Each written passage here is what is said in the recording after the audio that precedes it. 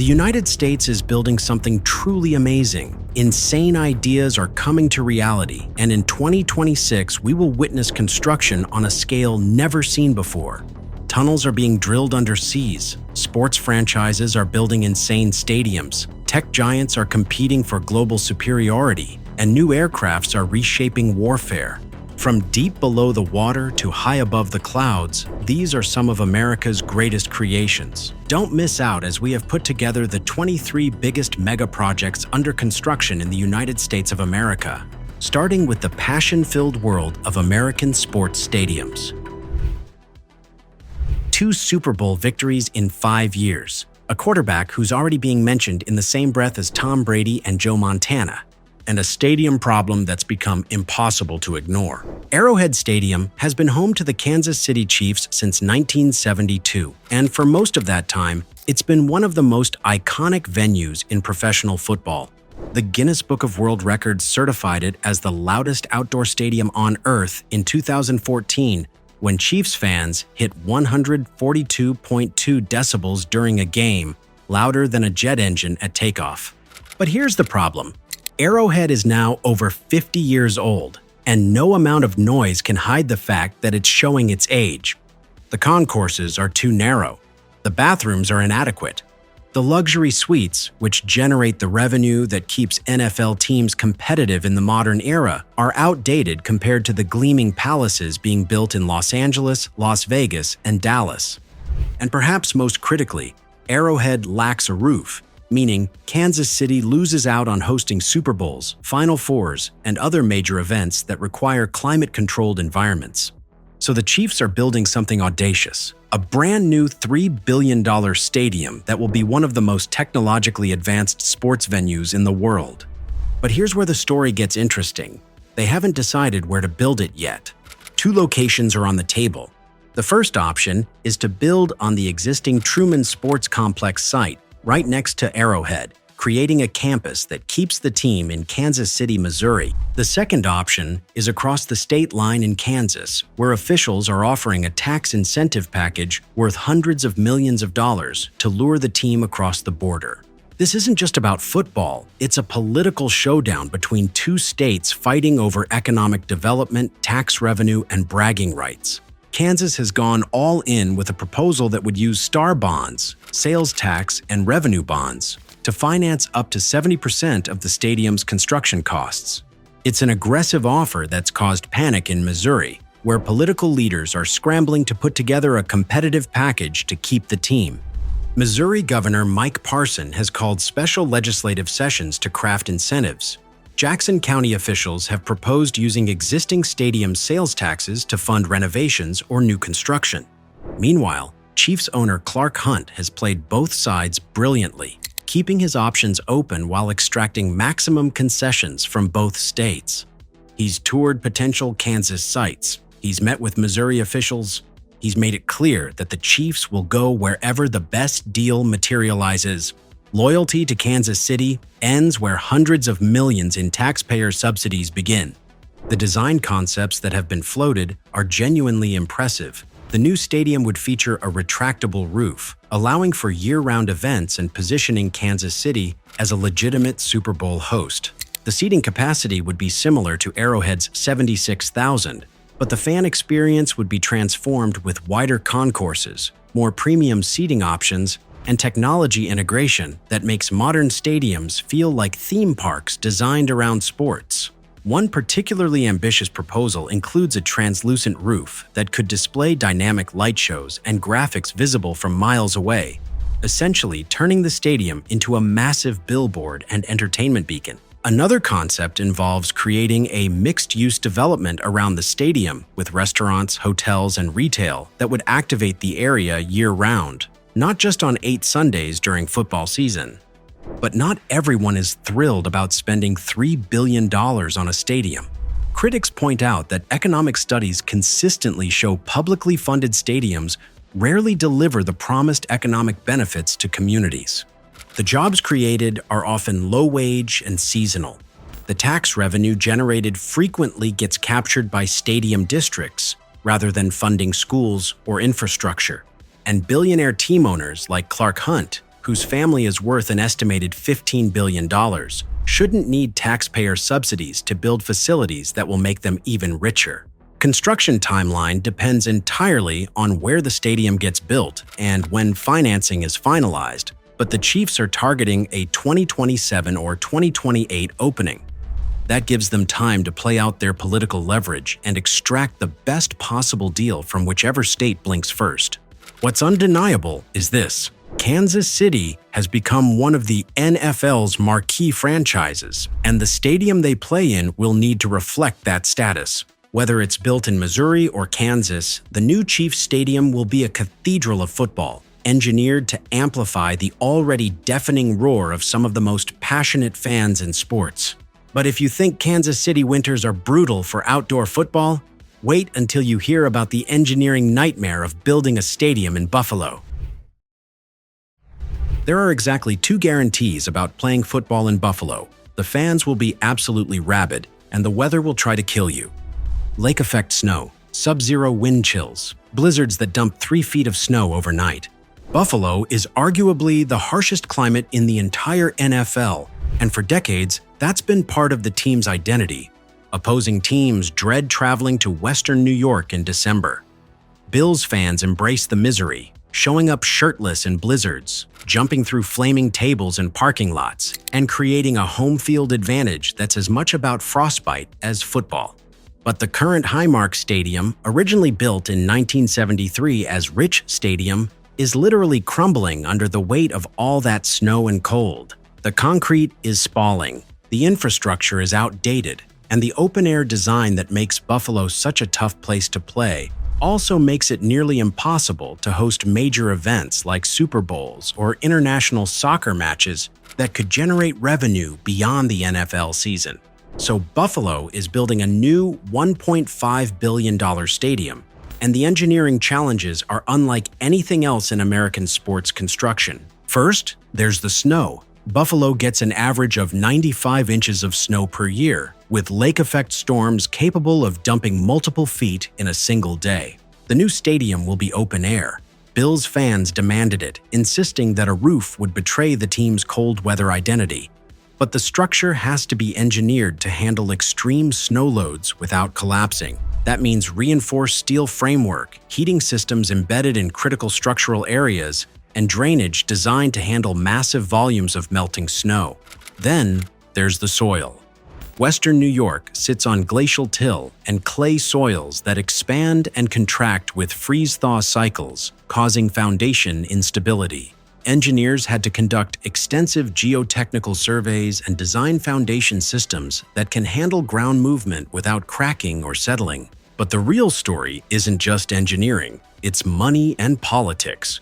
New York State is contributing $850 million in taxpayer funds to the project, making it one of the largest public subsidies for an NFL stadium in history.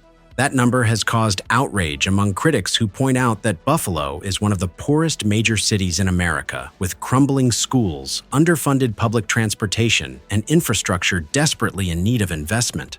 Why, they ask, should taxpayers give nearly $1 billion to billionaire owners Terry and Kim Pegula to build a stadium that will primarily benefit a private business? The Pegulas argued that without public funding, the team might relocate to a city willing to provide subsidies, essentially holding Buffalo hostage.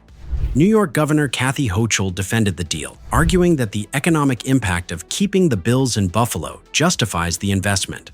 The team generates hundreds of millions in annual economic activity, supports thousands of jobs, and provides an identity for a region that's struggled economically for decades.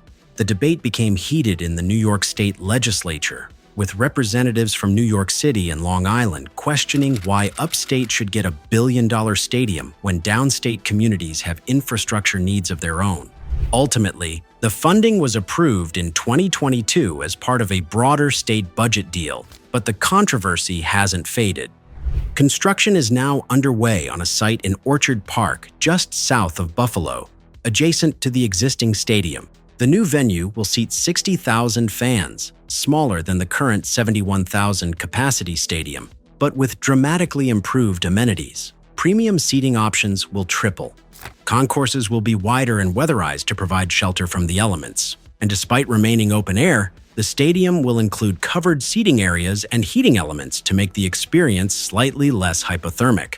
One fascinating design element: the stadium is being oriented to maximize wind protection, using the natural topography of the site and strategic placement of the structure to create windbreaks that will reduce the brutal gusts that currently whip through Highmark Stadium during winter games. The project is scheduled for completion in 2026, meaning the Bills will play just a few more seasons in their current home before moving into a stadium that's engineered to withstand the worst weather nature can throw at it while keeping 60,000 frozen fans screaming their lungs out. From the frozen tundra of Buffalo, we're heading south to the nation's capital, where the most dysfunctional franchise in professional football is trying to build its way back to respectability. The Washington Commanders have a stadium problem, an ownership problem, and a brand problem. For years, these issues were hopelessly tangled together in one of the ugliest sagas in professional sports. But now, with new ownership and political winds finally shifting in their favor, the team is on the verge of building a stadium that could reshape the future of the franchise and the landscape of the nation's capital. The current stadium situation is bleak. The Commanders play at Northwest Stadium in Landover, Maryland, a soulless concrete bowl built in 1997 that was outdated almost from the moment it opened. The location is terrible, accessible primarily by car and surrounded by parking lots rather than the vibrant urban development that surrounds modern stadiums. The fan experience is miserable, with narrow concourses, aging infrastructure, and a general atmosphere of neglect that perfectly mirrors how the previous ownership treated the entire franchise. For years, the team was owned by Dan Snyder, whose tenure was marked by scandal, mismanagement, and toxicity that drove away fans and made it nearly impossible to secure political support for a new stadium. Sexual harassment allegations, financial impropriety investigations, a workplace culture so dysfunctional that Congress got involved.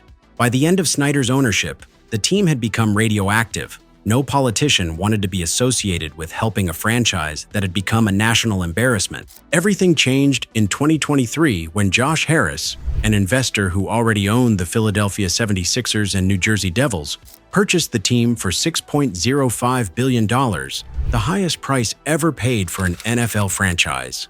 The sale was approved by the league, and suddenly, the Commanders had an owner with deep pockets, political connections, and, most importantly, a clean reputation. Now the stadium possibilities have exploded open. 3 primary sites are under serious consideration. The first is the team's current location in Maryland, where officials are offering incentives to keep the Commanders in Prince George's County. The second is Virginia, where Governor Glenn Youngkin has championed proposals for a stadium in either Arlington or Alexandria, with the state potentially contributing billions in infrastructure and development support.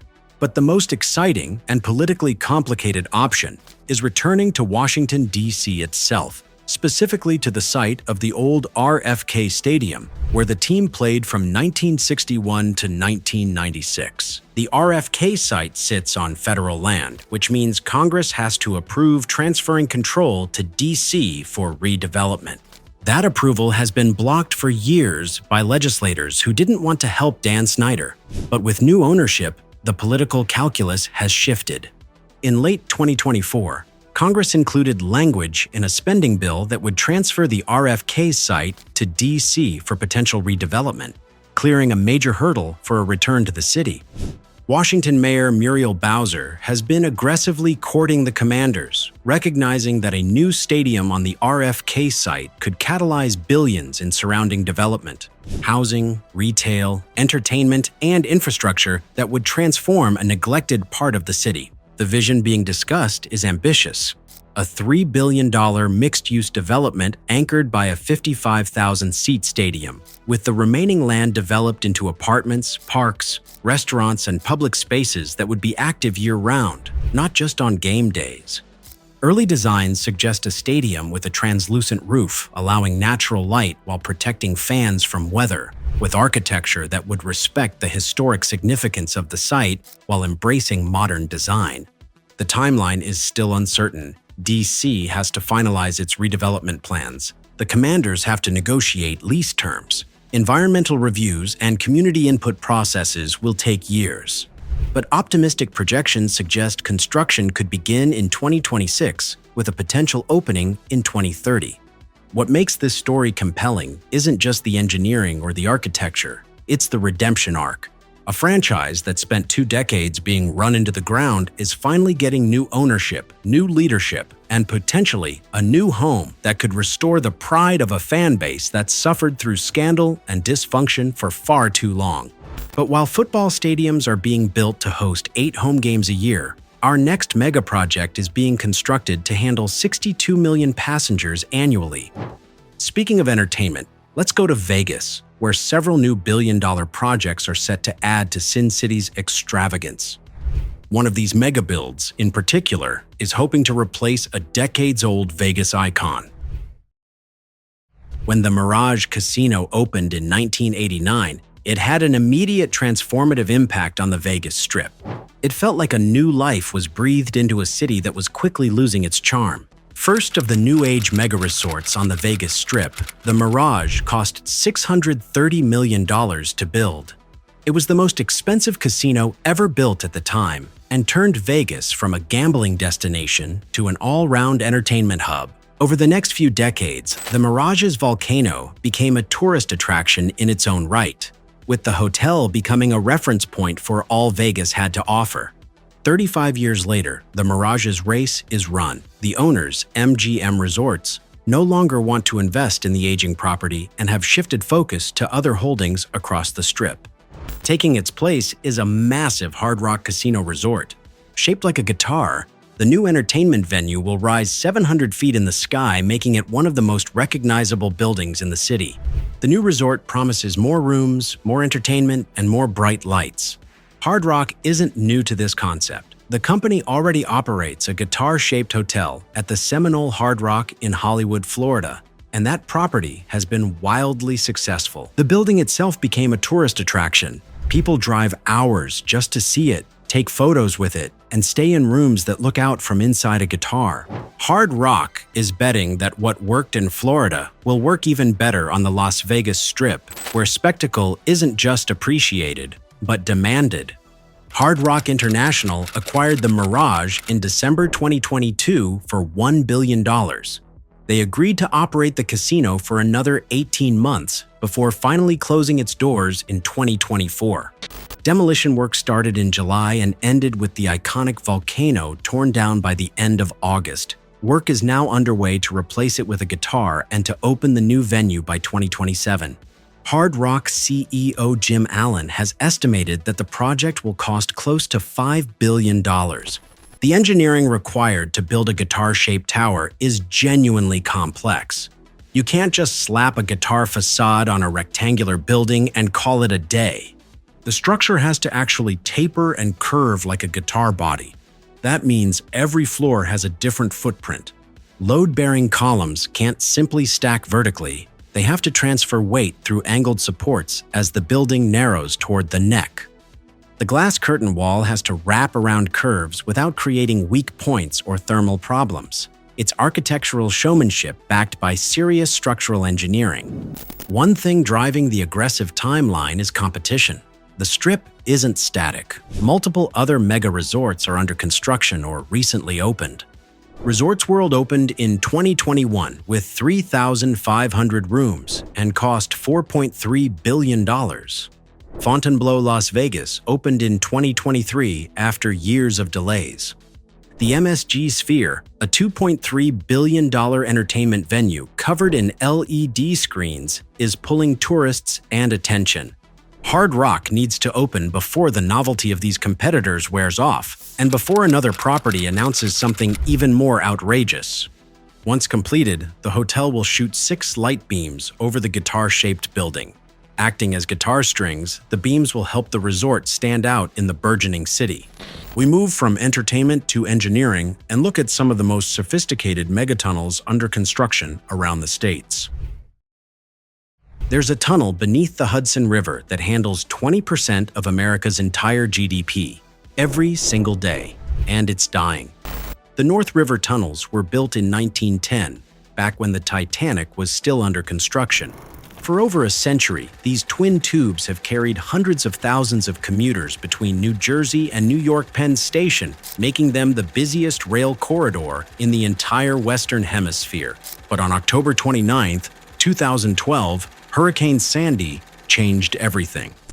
7 million gallons of corrosive salt water flooded into the tunnels. The water didn't just damage the tubes, it soaked into century-old concrete, corroded electrical systems, and left behind salt deposits that continue eating away at infrastructure to this day. Engineers can only safely operate one tunnel at a time now, forcing trains to single-track through a bottleneck that serves 200,000 passengers daily. Amtrak estimates that if one of these tunnels fails completely, it would cost the American economy $100 million per day. That's not a typo. $100 million every single day. The Gateway program isn't just building a tunnel, it's rescuing the economic lifeline of the Northeast Corridor. The project will construct 2 brand new rail tunnels beneath the Hudson River, running parallel to the deteriorating old ones. Once complete, the old tunnels can finally be taken offline for the comprehensive repairs they've desperately needed for over a decade. The new tunnels will be deeper, wider, and engineered to withstand the kind of flooding that nearly crippled them before. Here's where it gets interesting. This isn't just an Amtrak problem. New Jersey Transit runs commuter trains through these tunnels. So does the Long Island Railroad. When these tunnels slow down, 3 states feel it. When they fail, tens of millions of people are stranded. The ripple effects touch everything from Wall Street trading floors to pharmaceutical companies in New Jersey to government operations in Washington, D.C. But getting this project built has been a political nightmare that makes the engineering challenges look simple by comparison. The Gateway program was first proposed in 2011, and for years it became a political football kicked between state and federal governments. Who pays? How much? New York and New Jersey said the federal government should cover it. The federal government said states needed more skin in the game. Environmental reviews dragged on. Cost estimates ballooned from $13 billion to over $16 billion. President Trump famously opposed federal funding for the project, calling it a pet project for New York Senator Chuck Schumer.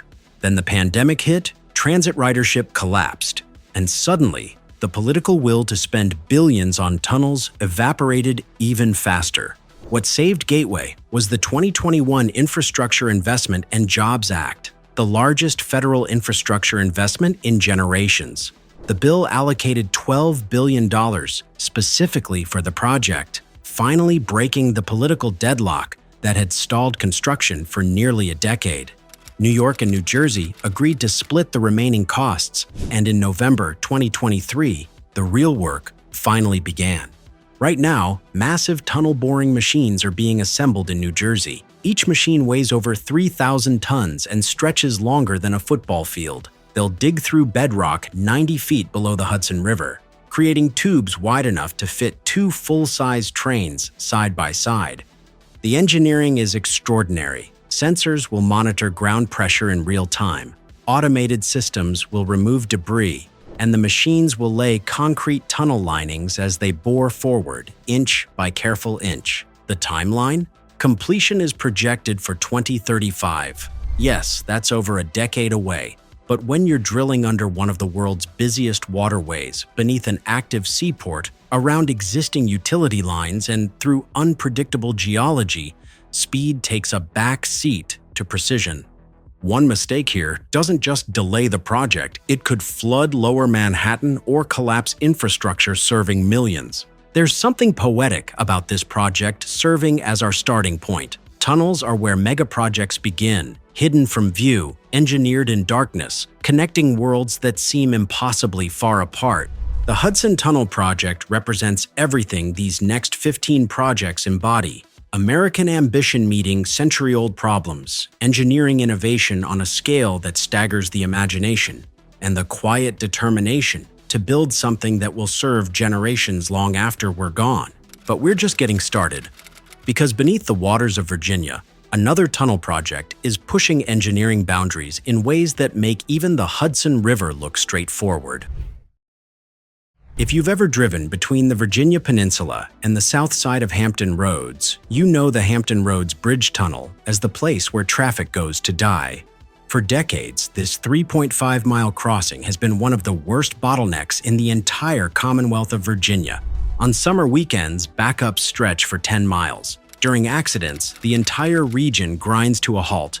Naval personnel commuting to the world's largest naval base sit in traffic. Tourists heading to Virginia Beach add 2 hours to their trip. The economic cost of this congestion has been estimated at over $2 million per day in lost productivity and wasted fuel.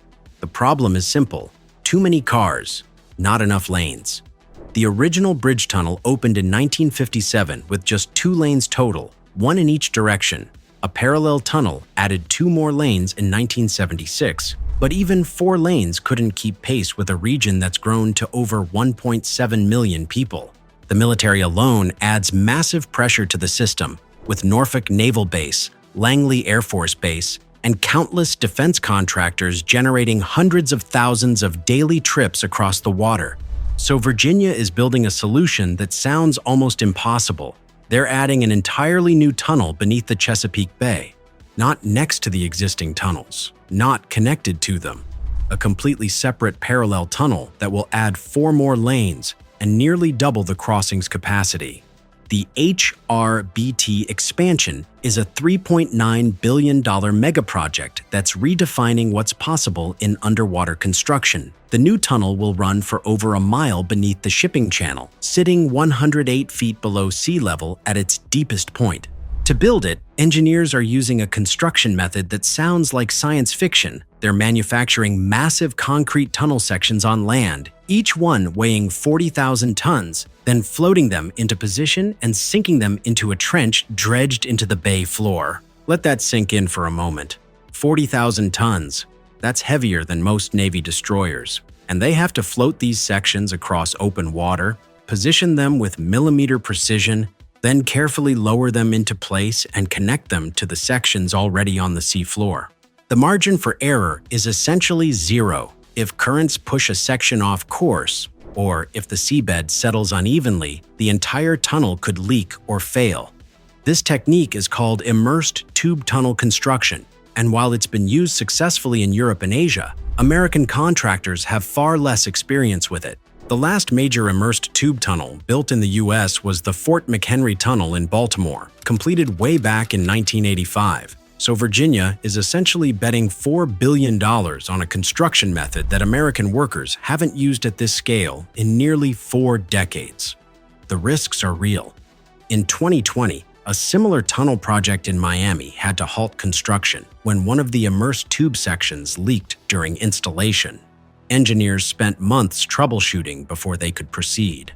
The Boston Harbor crossing faced similar challenges in the 1990s when unexpected soft soil caused settlement issues that took years to resolve. But here's what makes the HRBT different. The project team studied every tunnel failure, every delay, every engineering mistake made on similar projects worldwide. They brought in Dutch engineering consultants who've built dozens of immersed tunnels in Europe.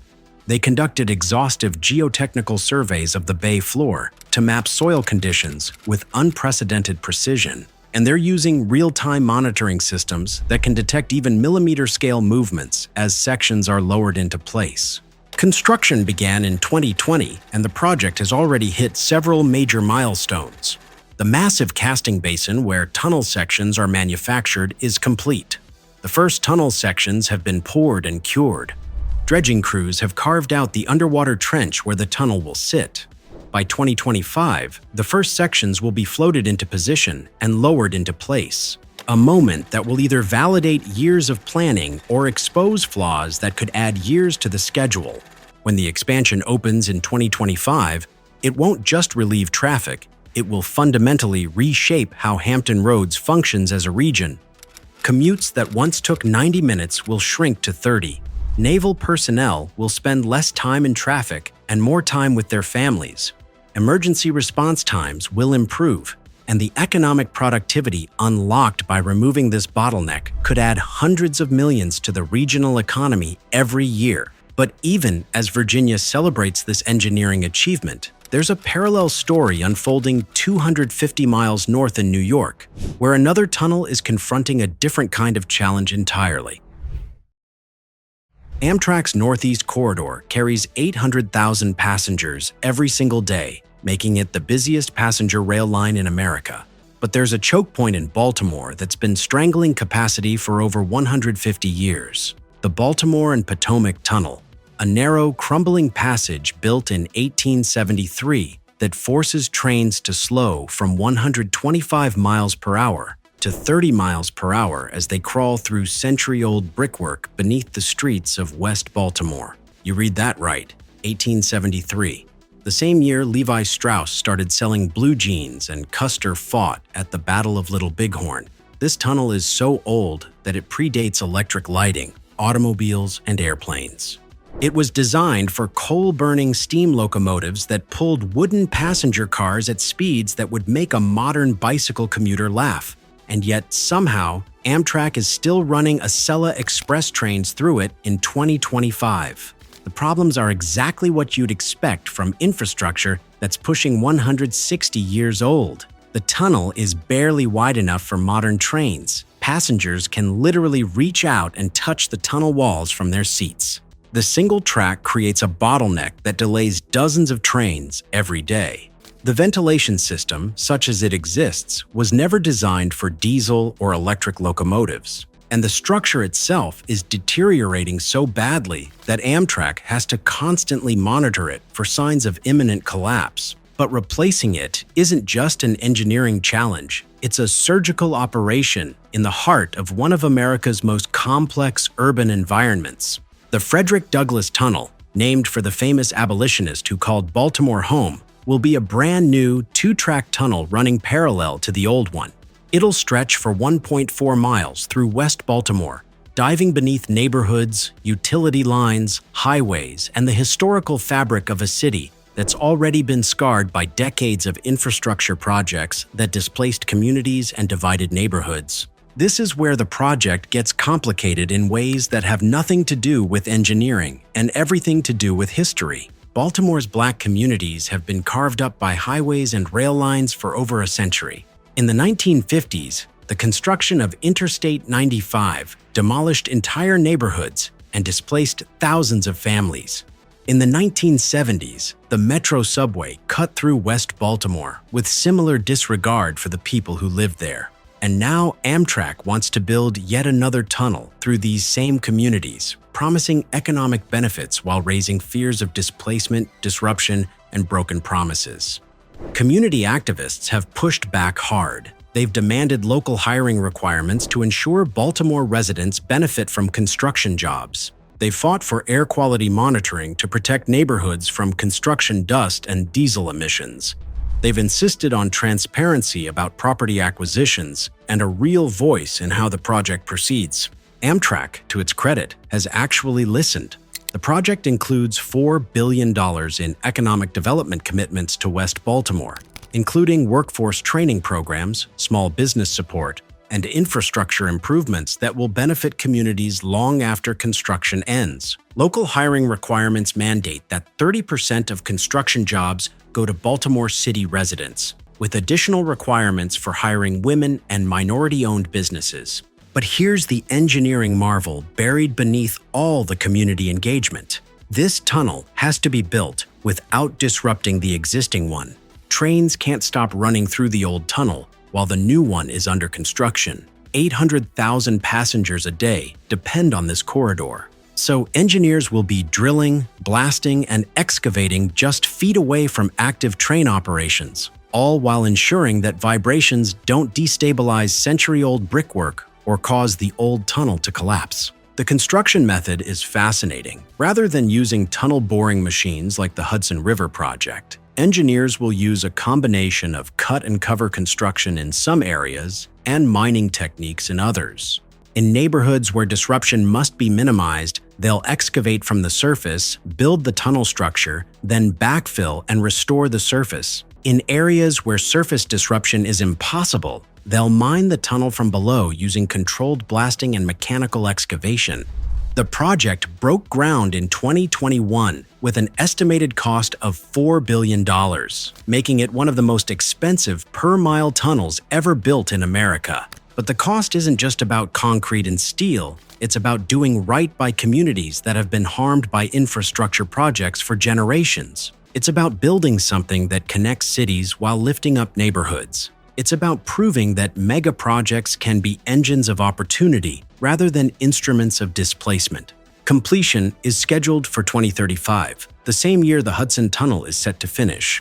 And when both projects are done, the Northeast Corridor, the spine of American rail transportation, will finally have the infrastructure it needs to serve the 21st century. But we're about to leave the underground world of tunnels behind, because our next chapter takes us into the light and then into the sky as we bring you the transformation of some of the country's biggest airports.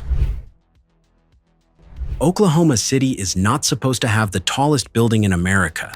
That honor belongs to New York or maybe Chicago or possibly some ambitious project in Miami or Los Angeles, but definitely not Oklahoma City, a sprawling prairie metropolis of 700,000 people best known for tornadoes, the Thunder basketball team, and being really flat. Yet a developer named Madison Capital is proposing exactly that, a 1,907-foot super-tall skyscraper called Legends Tower that would soar higher than One World Trade Center, higher than the Willis Tower, higher than anything else in the United States. The number isn't random. 1907 is the year Oklahoma became a state, and the developer wants this building to be a monument to Oklahoma's ambition and its refusal to accept being flyover country. The reaction has been split between "this is visionary" and "this is absolutely insane." Legends Tower would anchor a massive mixed-use development called The Boardwalk at Bricktown, transforming an area near downtown Oklahoma City's entertainment district into something that looks more like downtown Dubai than the American heartland. The project includes not just the flagship tower, but 3 additional skyscrapers, all over 300 feet tall, along with retail, restaurants, a lagoon, and public spaces designed to create an urban oasis in a city that's historically been about suburban sprawl and driving everywhere. The tower itself would contain luxury condos, a hotel operated by Hyatt, and ground floor retail. The top floors would feature an observation deck and potentially a restaurant with views stretching dozens of miles across the Oklahoma plains. On clear days, you'd see nothing but horizon in every direction, which is either breathtaking or deeply unsettling, depending on your perspective. Now, here's where things get interesting from an engineering standpoint. Oklahoma City sits in Tornado Alley. The region experiences some of the most violent tornadoes on Earth, with wind speeds that can exceed 200 miles per hour. Building a 1,900-foot tower in an area that routinely gets hammered by EF4 and EF5 tornadoes requires engineering that goes far beyond what's typical even for super-tall skyscrapers. The structure would need to handle not just high winds, but sudden catastrophic wind events that can strike with minimal warning. The building would also need to account for earthquakes. Oklahoma has experienced a dramatic increase in seismic activity over the past decade due to wastewater injection from oil and gas operations. The state went from barely registering earthquakes to experiencing hundreds annually, some reaching magnitude 5.0 or higher. Designing a super-tall tower to handle both tornadic winds and earthquake loads in a region not historically known for either is an engineering challenge that's genuinely unprecedented. Then there's the question of whether Oklahoma City's economy can actually support a building like this. Super tall towers only make financial sense in cities with extremely high real estate values and limited available land. Manhattan builds upward because there's nowhere else to build. Hong Kong and Singapore have geographic constraints. But Oklahoma City has endless flatland in every direction. You can build outward basically forever. Why spend exponentially more to build up when horizontal expansion is cheap and easy? Madison Capital argues that Oklahoma City is undergoing a transformation. The city has invested heavily in downtown revitalization over the past 2 decades. The Bricktown Entertainment District, the Oklahoma City Thunder, bringing professional sports, new restaurants, and cultural venues. The population is growing faster than the national average. Young professionals are moving to the city, attracted by relatively affordable housing and quality of life. The developer believes Oklahoma City is ready to announce itself as a major American city, and nothing announces ambition quite like the tallest building in the country. Skeptics point out that Oklahoma City's office vacancy rates are already high, that luxury condo markets in secondary cities have struggled, and that building the tallest tower in America in a city that's never built anything close to this scale before is a recipe for financial disaster. They note that previous proposals for super tall buildings in smaller cities, like Chicago's Spire, which was supposed to be the tallest building in the Western Hemisphere, often fail to secure financing and never break ground. The project's cost is estimated at $1.5 billion for the entire boardwalk development, with Legends Tower consuming the largest share. Financing hasn't been fully secured yet, which is why many observers remain skeptical that this will actually happen. The developer has stated they're in discussions with investors and lenders, but so far, there's been no announcement of committed funding. In the skyscraper world, proposals are cheap. Actually, breaking ground requires billions in secured capital. The timeline is ambitious. Madison Capital hopes to break ground in 2025 and complete the project by 2028. That's extraordinarily fast for a super tall building, especially one that requires solving engineering challenges that haven't been addressed before in this context. Most super tall projects take 5 to 7 years from groundbreaking to completion, and that's in cities with existing experience building tall structures. Local government has been cautiously supportive. City officials recognize that a project this visible would generate enormous publicity for Oklahoma City and could catalyze further downtown development. But they're also wary of incentivizing a project that might not succeed, leaving the city with a partially built tower and wasted tax credits. The developer is seeking various incentives and tax breaks, and negotiations are ongoing. If, and it's a big if, Legends Tower actually gets built, it would fundamentally change Oklahoma City's identity. The city would go from architectural afterthought to having the most recognizable skyline in America practically overnight. Every time someone mentioned the tallest building in the US, they'd have to say, in Oklahoma City, forcing a cognitive dissonance that would make people reconsider their assumptions about what cities matter in America.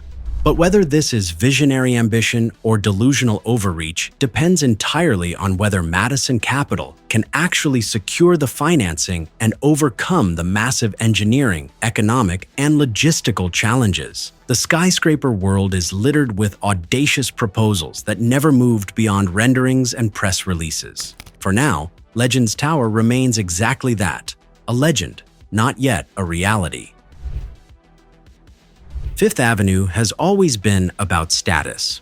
From the Vanderbilt mansions of the Gilded Age to the luxury retail that defines the corridor today, Fifth Avenue is where New York displays wealth, power, and architectural ambition. So when HFZ Capital Group announced plans to build a 1,000-foot residential tower at 500 Fifth Avenue, right across from the New York Public Library and Bryant Park, the project was always going to be scrutinized as either a worthy addition to one of the world's most famous streets or an invasive intrusion into a protected historic district. The location is extraordinary.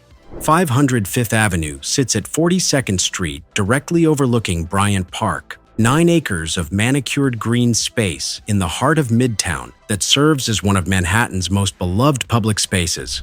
The views from Tower Fifth would be spectacular. North toward Central Park, south toward the Empire State Building, east across Midtown, west toward the Hudson River. You'd see the entire city spread out like a living map. But here's the complication. You can't just build whatever you want on Fifth Avenue. The neighborhood is designated as a special Midtown district with strict zoning regulations designed to preserve light, air, and views. The city learned painful lessons in the early 20th century when skyscrapers were built with no setbacks, creating dark canyons where sunlight never reached street level. Modern zoning forces buildings to step back as they rise, creating the wedding cake silhouettes that define New York's pre-war skyscrapers. Tower Fifth had to navigate these regulations while also maximizing the buildable area on a relatively small lot. The solution is a slender tower, very tall but narrow, allowing it to rise without consuming excessive ground space. The The building's width-to-height ratio is extreme, creating engineering challenges that didn't exist when zoning laws were written. At these proportions, wind becomes the dominant design consideration. A narrow tower acts like a sail, catching wind loads that create sway. Too much sway and the building becomes uninhabitable, not because it's structurally unsafe, but because people get motion sick living on the upper floors. Engineers are using tuned mass dampers to counteract sway, massive weights suspended on springs inside the building that move opposite to the building's motion, canceling out oscillations. These systems have become standard in super tall, slender towers, but they're expensive and require significant structural space. Tower 5th's damper will likely weigh hundreds of tons and occupy multiple floors near the top of the building, reducing the amount of saleable space, but making the tower livable. The design by Kohn Pedersen Fox is sleek and modern, but deliberately respectful of its context.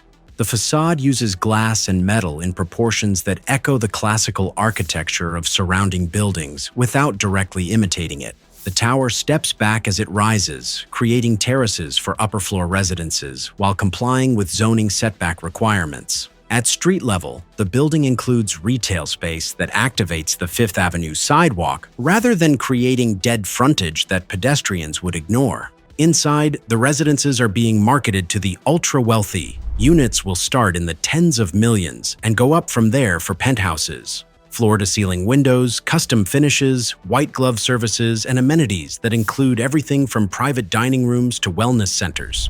This isn't housing for normal humans. It's luxury real estate as investment vehicle, where buyers are as likely to be sovereign wealth funds and international billionaires as they are to be people who actually live in the apartments. That dynamic has made Tower 5th controversial in ways that have nothing to do with architecture.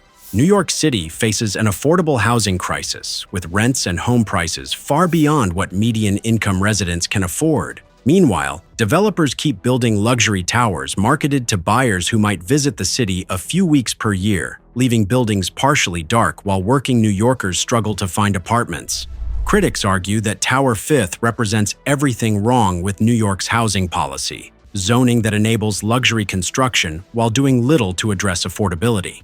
Defenders respond that luxury development generates tax revenue and that trying to force affordable housing onto every site would make development economically impossible, reducing housing supply and making the crisis worse. They note that Tower 5th occupies a commercial zone that was never going to become affordable housing anyway, and that the property taxes from a $2 billion luxury tower will fund city services, including affordable housing programs elsewhere. Construction has been progressing since the early 2000s, though the project faced delays during the pandemic when luxury real estate sales collapsed and construction sites shut down. By 2024, the tower has risen substantially and the distinctive profile is becoming visible on the Manhattan skyline. Completion is targeted for 2025. Though finishing work on luxury residential towers often extends beyond initial projections as developers and buyers negotiate custom finishes. The building's impact on Bryant Park has been debated extensively. Preservationists worry that Tower 5th will cast shadows on the park during certain times of day, reducing the sunlight that makes Bryant Park such a pleasant public space. The developer conducted shadow studies showing that the impact would be minimal. Most shadows fall outside the park or occur during early morning hours when park usage is low. But community groups remain skeptical, arguing that any shadow on one of Manhattan's most treasured public spaces is unacceptable. Tower 5th represents the current state of New York skyscraper development. Slender towers rising to extreme heights on small lots, marketed to global elites, navigating complex zoning while facing community opposition. Whether these buildings represent the future of Manhattan or a development model that will eventually exhaust itself depends on whether the market for ultra-luxury real estate remains strong or whether buyers eventually decide that $30 million for a condo in a tower they visit twice a year isn't the smartest use of capital. For now, Tower 5th is rising, reshaping Fifth Avenue's skyline and adding another data point to the ongoing argument about what New York should become. Miami is in the middle of a tower boom that's unlike anything else in America. While other cities debate whether to build 1 or 2 new skyscrapers, Miami is simultaneously constructing dozens, transforming the skyline so rapidly that locals joke they don't recognize the city from year to year. And right in the middle of this construction frenzy, one name carries more weight than almost any other: Waldorf Astoria. The Waldorf Astoria brand has history. The original New York hotel opened in 1893 and defined American luxury hospitality for over a century before being replaced by a modern tower. Now, the brand is being deployed globally by Hilton as a marker of ultra-luxury, and Miami is getting its own version, a 100-story, super tall tower in the Brickell neighborhood that will be one of the tallest buildings in the entire southeastern United States. At 1,049 feet, the Waldorf Astoria Miami will dominate the skyline. For context, that's taller than the Chrysler Building in New York. It's taller than anything in Atlanta, Charlotte, or anywhere else in the south outside of Miami itself. The tower will be visible from across Biscayne Bay, from Miami Beach, from the Everglades. It will become Miami's architectural exclamation point, announcing that the city isn't just growing, it's becoming a legitimate global metropolis. The decision to build in Brickell is strategic. This neighborhood south of downtown Miami has become the city's financial district and luxury residential hub, packed with glass towers housing international banks, hedge funds, and wealthy residents drawn by Florida's favorable tax laws and Miami's position as the gateway to Latin America. Brickell already has several towers over 700 feet, but the Waldorf Astoria will be notably taller than anything else in the immediate area. The tower will be mixed use: hotel rooms in the lower sections, private residences above. This model has become standard in luxury developments because it solves several problems simultaneously. Hotels generate consistent revenue and activity, while residential sales provide upfront capital and long-term value. The combination allows developers to finance projects that would be too risky as pure hotels or pure condos. And buyers love it. You get hotel amenities and services in your residential tower without having to leave the building. Waldorf Astoria's residential units are being marketed aggressively to international buyers, particularly from Latin America. Political and economic instability in Venezuela, Argentina, Brazil, and other countries has driven wealthy individuals to move assets offshore, and Miami real estate has been a primary destination. Buying a condo in a Waldorf Astoria tower isn't just about having a place to stay. It's about parking capital in a stable U.S. asset that will likely appreciate while providing a luxurious home base for visiting the United States. The building's design embraces Miami's tropical aesthetic without becoming a caricature. Floor-to-ceiling windows maximize views and natural light. Private balconies on residential floors allow outdoor living despite being 800 feet in the air. The facade uses glass and metal in warm tones that reflect Miami's sunlight without creating the harsh glare that makes some all-glass towers uncomfortable to look at. At night, architectural lighting will make the tower glow, adding to Miami's increasingly dramatic nighttime skyline. Engineering for Miami is different from building in most American cities. The hurricane risk is real and constant. South Florida gets hit by major hurricanes regularly. Hurricane Andrew in 1992 devastated the region, and Hurricane Irma in 2017 caused massive evacuations. Modern building codes require structures to withstand sustained winds over 150 miles per hour and flying debris that can include everything from palm fronds to pieces of other buildings. The Waldorf Astoria's glass curtain wall has to be impact-resistant across the entire facade, and the structural system has to handle wind loads that would be manageable in less storm-prone cities. Sea level rise adds another layer of complexity. Miami is literally on the front lines of climate change. The city sits barely above sea level, and rising oceans threaten to make large portions of the metropolitan area uninhabitable within decades. The Waldorf Astoria's ground-level infrastructure has to account for potential flooding, with mechanical systems elevated above projected flood zones and backup power capable of keeping the building operational, even if the surrounding area loses electricity during a storm. Construction timelines in Miami have been chaotic. The pandemic disrupted supply chains and labor availability. Material costs spiked, Some towers under construction paused work or slowed progress when financing became difficult. The Waldorf Astoria has pressed forward, though completion dates have shifted multiple times. Current projections put the opening sometime in 2027, though anyone familiar with Miami construction knows those dates are optimistic estimates rather than firm commitments. The tower is part of a broader narrative about Miami's transformation from vacation destination to serious city. For decades, Miami was where people came for a week. Cruise ships, beaches, Art Deco architecture. But increasingly, it's where people move, attracted by no state income tax, growing tech and finance sectors, international connectivity, and year-round warmth.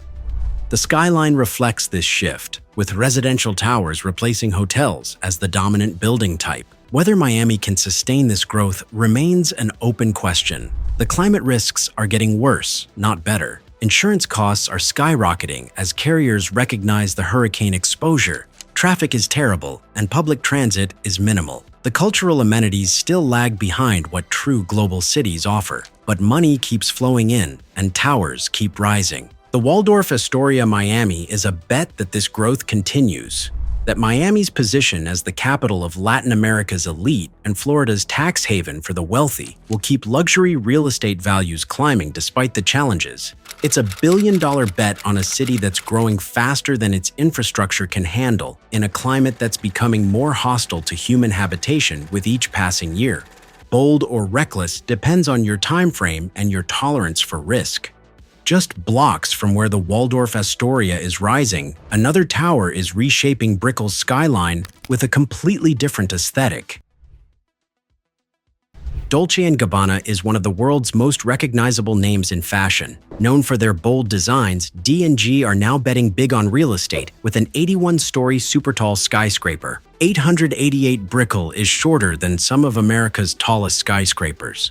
It stands at 320 meters or 1,049 meters tall, but its architecture makes it arguably more visually striking than its taller counterparts.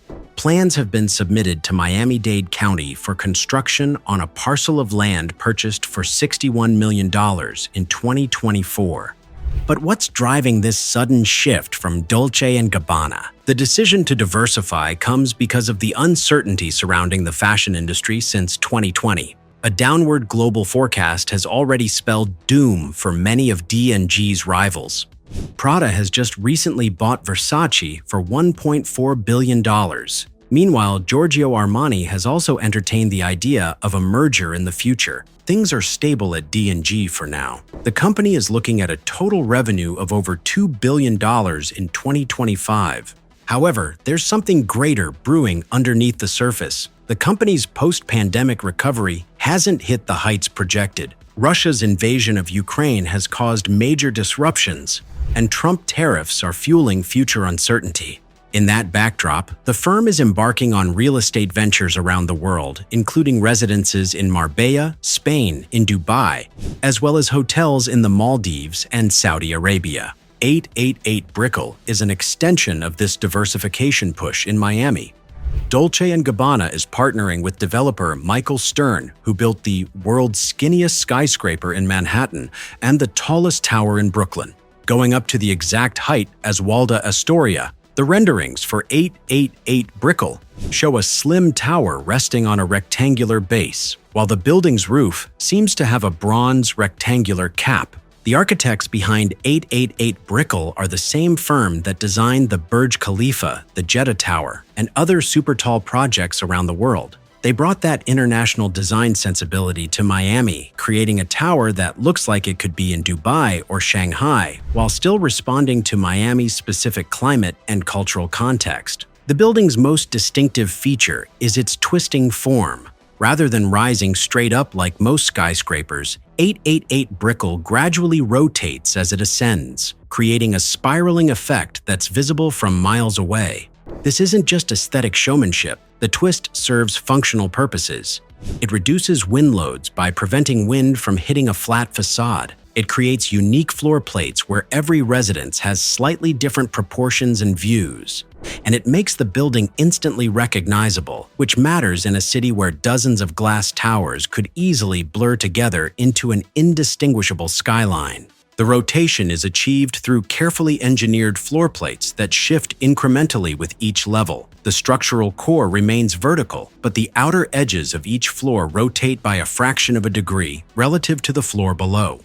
Over 70-plus floors, these small rotations add up to a significant twist that's obvious when viewing the building from a distance. It's a technique that's become more common in recent years as structural engineering software has advanced to the point where calculating loads on non-uniform geometries is feasible. All the interiors and the exterior of the building will reflect Dolce & Gabbana's signature style. Black, gold, and red highlights will be seamlessly integrated with ivory travertine stones throughout the building. From the ground level, 888 Brickell will exude the elegance of Italian modernism, while the interiors will preserve the iconic D&G glamour. Location gives 888 Brickell a significant advantage. For Miami, where traffic is nightmarish and public transit is limited, residents will be able to walk to work and to entertainment venues in the nearby financial district. The sales strategy has focused heavily on Latin American buyers. Miami's luxury condo market runs on money from Brazil, Argentina, Venezuela, Colombia, and other countries where wealthy individuals want to diversify assets outside their home countries. 888 Brickell's developers have marketed extensively in São Paulo, Buenos Aires, and Bogotá, attending real estate shows and hosting events designed to attract buyers who might spend a few months per year in Miami but want a world-class residence when they're there. This dependence on international buyers creates vulnerability. When Latin American economies struggle or when countries impose capital controls, Miami's luxury market can cool quickly. The relationship between Venezuelan political instability and Miami condo sales is almost directly correlated. When Venezuela's situation worsens, Miami developers see spikes in sales. It's real estate development as a geopolitical barometer. Construction has progressed steadily, with the twisting form becoming increasingly visible as the tower rises. By 2026, the building is expected to top out, with interior finishing work continuing throughout the coming years. 888 Brickell won't be Miami's tallest tower, but it might be the most architecturally distinctive in a skyline that's becoming crowded with tall buildings. In a city where status matters and where wealthy residents want to stand out from the crowd, that distinction has real value. Miami's tower boom will eventually slow. Markets always cycle, and the pace of construction over the past 5 years isn't sustainable indefinitely. When it does, the buildings that remain most desirable will be the ones with something unique to offer beyond just square footage and generic luxury finishes. 888 Brickell is making a bet that architectural distinctiveness and a signature design pedigree will keep it valuable even when Miami's condo market inevitably cools. For now, the tower keeps rising, adding its twisted form to a skyline that grows more dramatic with each passing month. Construction is now underway at the site with the goal of adding the luxury tower to the Miami skyline in 2028. From towering buildings, we soar higher into the sky as we bring you the transformation of some of the country's biggest airports. If you've flown through John F. Kennedy International Airport in the past decade, you know the experience is rough. Cramped terminals, confusing layouts, long walks between gates, unreliable air train connections. Outdated check-in areas that feel like they were designed when people still dressed up to fly. JFK handles 62 million passengers a year, making it one of the busiest airports in America, but the infrastructure struggles to serve even half that volume comfortably. The problem is that JFK was built in pieces over 7 decades, with different terminals added at different times by different airlines with no coherent master plan. The result is a Frankenstein's monster of an airport. 6 separate terminals that barely connect to each other, forcing passengers to exit security and re-enter just to change terminals, with ground transportation that's more complicated than the flight itself.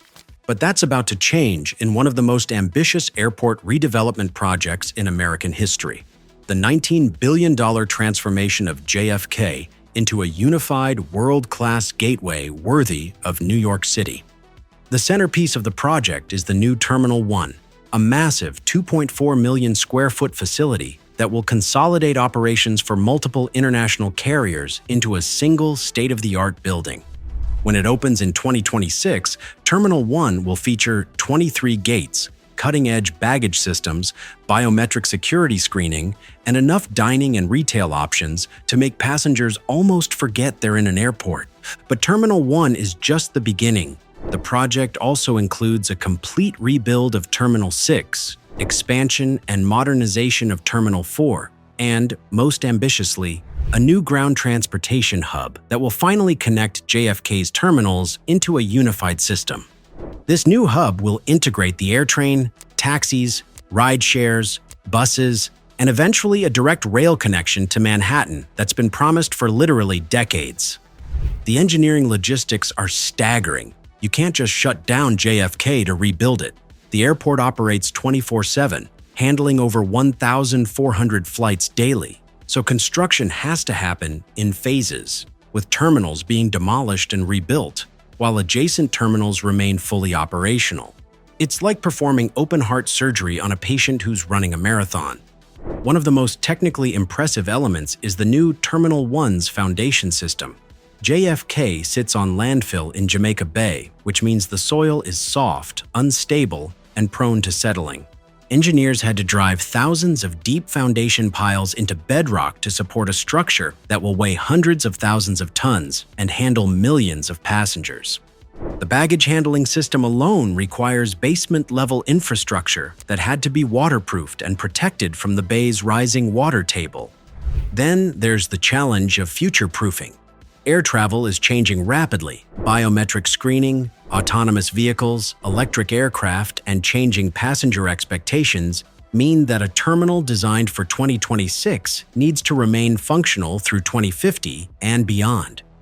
The design incorporates modular construction elements that can be reconfigured as technology evolves, along with electrical infrastructure capable of handling demands we can't even predict yet. The project has also become a battleground over labor and equity. Construction unions have fought for local hiring requirements and prevailing wage protections. Community groups have demanded noise mitigation and air quality monitoring to protect neighborhoods under JFK's flight paths.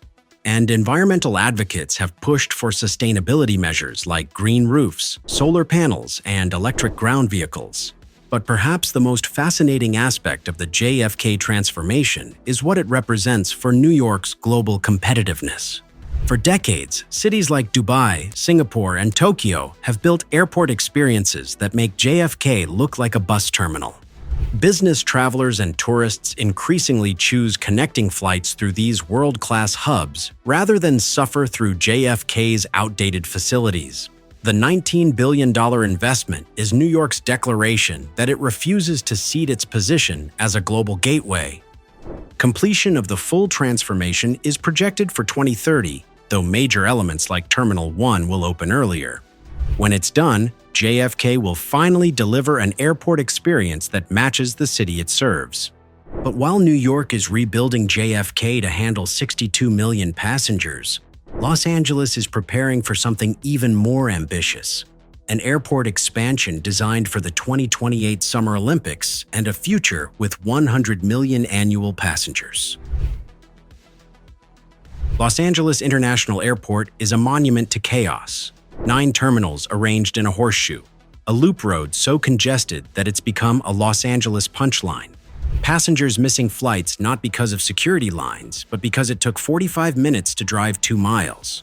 And despite all this dysfunction, LAX remains the second busiest airport in the United States, handling over 87 million passengers in 2023, a number that continues climbing every single year. The problem is that LAX was designed in the 1960s for a world that no longer exists. Back then, air travel was expensive and rare. Terminals were smaller. Passengers arrived 2 hours early at most. There were no ride shares circling the terminals, no international connections requiring massive customs facilities, no modern security screening creating bottlenecks at every checkpoint. The airport has been band-aided and expanded over the decades, but the fundamental design, a circular road feeding disconnected terminals, has remained stubbornly unchanged. Until now, Los Angeles is in the middle of a $14 billion transformation of LAX that will fundamentally reimagine how passengers move through one of the world's most important aviation hubs.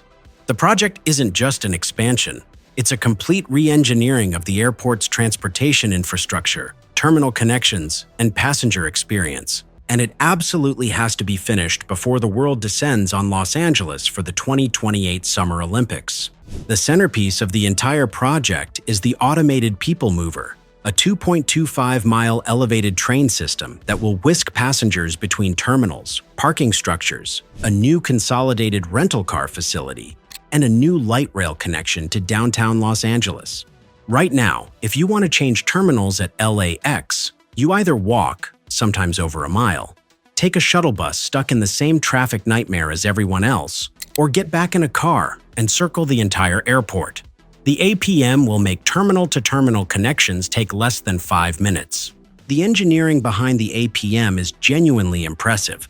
The guideway sits on massive concrete pylons driven deep into the ground to handle seismic loads.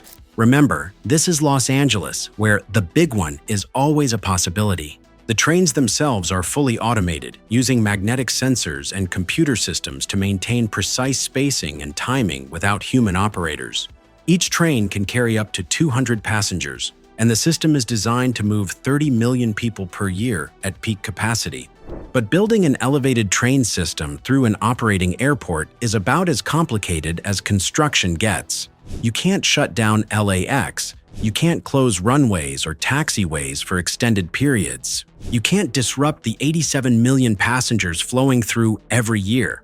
So construction is happening in carefully choreographed phases, with work scheduled during overnight hours when flight operations are lighter, and with constant coordination between construction crews, air traffic controllers, and airline operations staff. Then there's the consolidated rental car facility, a massive $2 billion structure located off-site from the main terminal area. Right now, rental car companies operate individual facilities scattered around the airport, forcing passengers to board buses, navigate confusing routes, and waste enormous amounts of time just to pick up a car. The new Conrack consolidates all rental operations into a single 5.5 million square foot building, one of the largest parking structures in the world, with capacity for 20,000 vehicles and direct APM connections to every terminal. The sheer scale of the Conrack is staggering.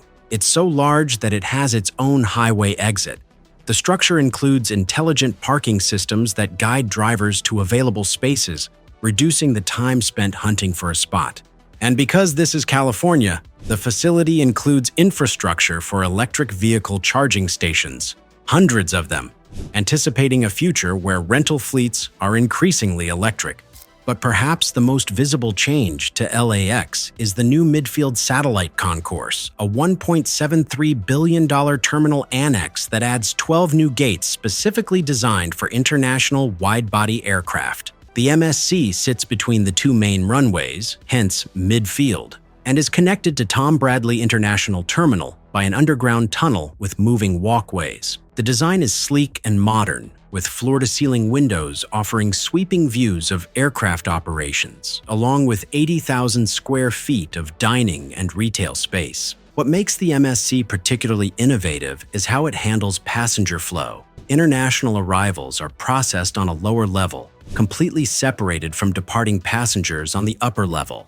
This separation eliminates the congestion that currently plagues Tom Bradley International Terminal, where arrivals and departures mix in a chaotic dance that slows everything down.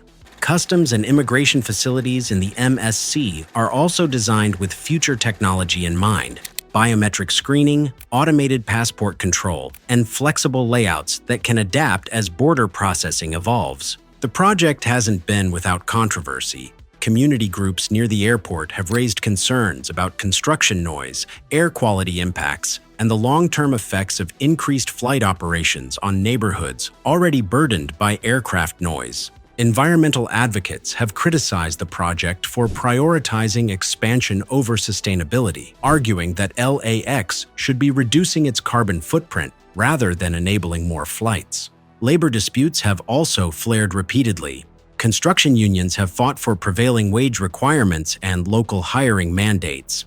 In 2022, workers walked off several job sites to protest safety conditions and alleged wage violations by subcontractors. The project was delayed by months, while disputes were resolved through arbitration and new contractor agreements. And then there's the Olympics deadline.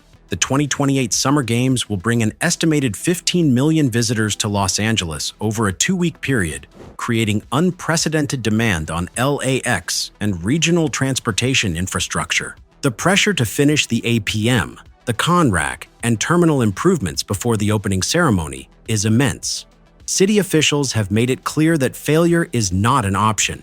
LAX will be the first impression millions of visitors have of Los Angeles, and the city refuses to let that impression be defined by traffic jams and construction zones. Some elements of the project are already operational. The MSC opened in 2021, and it's already made a measurable difference in how international passengers move through the airport. Other pieces are coming online in stages. Portions of the APM guideway are complete, the Conrack is in final construction phases, and terminal renovations are progressing terminal by terminal. The full transformation is expected to be substantially complete by 2027, giving the city a year to work out operational kinks before the Olympic torch arrives. When it's done, LAX will finally function the way a world-class airport should: efficient, connected, and capable of handling the 100 million annual passengers that Los Angeles expects to reach by 2030. From mega airports, we turn to aircrafts as we dive into the construction secrets of the most advanced military aircraft ever developed. The B-21 Raider is America's next-generation stealth bomber, a $203 billion program that will produce at least 100 aircraft designed to penetrate the most sophisticated air defenses on Earth. The B-21, built by Northrop Grumman, is designed to replace the aging B-1 and B-2 bomber fleets. It represents the cutting edge of stealth technology, incorporating lessons learned from decades of low-observable aircraft development. The bomber's shape is optimized to minimize radar cross-section from multiple angles, while its surfaces use advanced materials that absorb rather than reflect radar waves. The result is an aircraft that can operate deep in enemy territory with minimal risk of detection. The project's cost is staggering even by military standards. The total program cost through 2050 is estimated at $203 billion in 2022 dollars, including development, procurement, and 30 years of operations and support. Each aircraft costs approximately $550 million in 2016 dollars, though the actual current cost per plane is classified. This makes the B-21 one of the most expensive military programs in history, comparable to the F-35 fighter program. Development began in 2015 when Northrop Grumman won the Long-Range Strike Bomber competition, beating a Boeing Lockheed Martin team. The contract emphasized affordability and rapid development, lessons learned from previous programs that experienced massive cost overruns and delays. Northrop leveraged digital engineering, building virtual prototypes and testing them in simulation before cutting metal, dramatically reducing the time and cost of development. The first B-21 was unveiled in December 2022 in a carefully choreographed ceremony at Northrop's facility in Palmdale, California. The event revealed a flying wing design similar to the B-2 Spirit, but with significant differences. The B-21 is smaller than the B-2, with a wingspan estimated at around 50 meters compared to the B-2's 52 meters. This smaller size reduces costs and allows the Air Force to procure more aircraft for the same budget. The aircraft's first flight occurred in November 2023, a major milestone demonstrating that the design works. Flight testing is now underway at Edwards Air Force Base in California, where pilots are evaluating the bomber's performance, systems, and handling characteristics. This testing phase is critical. Aircraft must prove they meet performance requirements before entering production. Much about the B-21 remains classified. The Air Force hasn't revealed the bomber's exact range, payload capacity, or top speed, though analysts estimate it can fly over 6,000 nautical miles without refueling and carry at least 30,000 pounds of weapons. The bomber is designed to carry both conventional and nuclear weapons, making it a key component of America's nuclear deterrent as well as its conventional strike capability. One of the B-21's most important features is its open architecture design, meaning its systems can be upgraded throughout its service life without major redesigns. This is crucial because the aircraft is expected to operate for decades, during which threats will evolve and technology will advance. The bomber can be fitted with new sensors, weapons, and defensive systems as they become available, ensuring it remains effective against future threats. The B-21 incorporates advanced networking capabilities, allowing it to share information with other aircraft, satellites, and ground stations in real time. It can serve as a sensor platform, detecting targets and transmitting data to other forces, even if it doesn't drop weapons itself. This network-centric approach reflects modern military doctrine emphasizing information sharing and coordinated operations across multiple platforms. Stealth technology is the aircraft's defining feature, but stealth isn't invisibility. It's about reducing detection range. The B-21's design minimizes radar reflections from every angle, not just from directly ahead.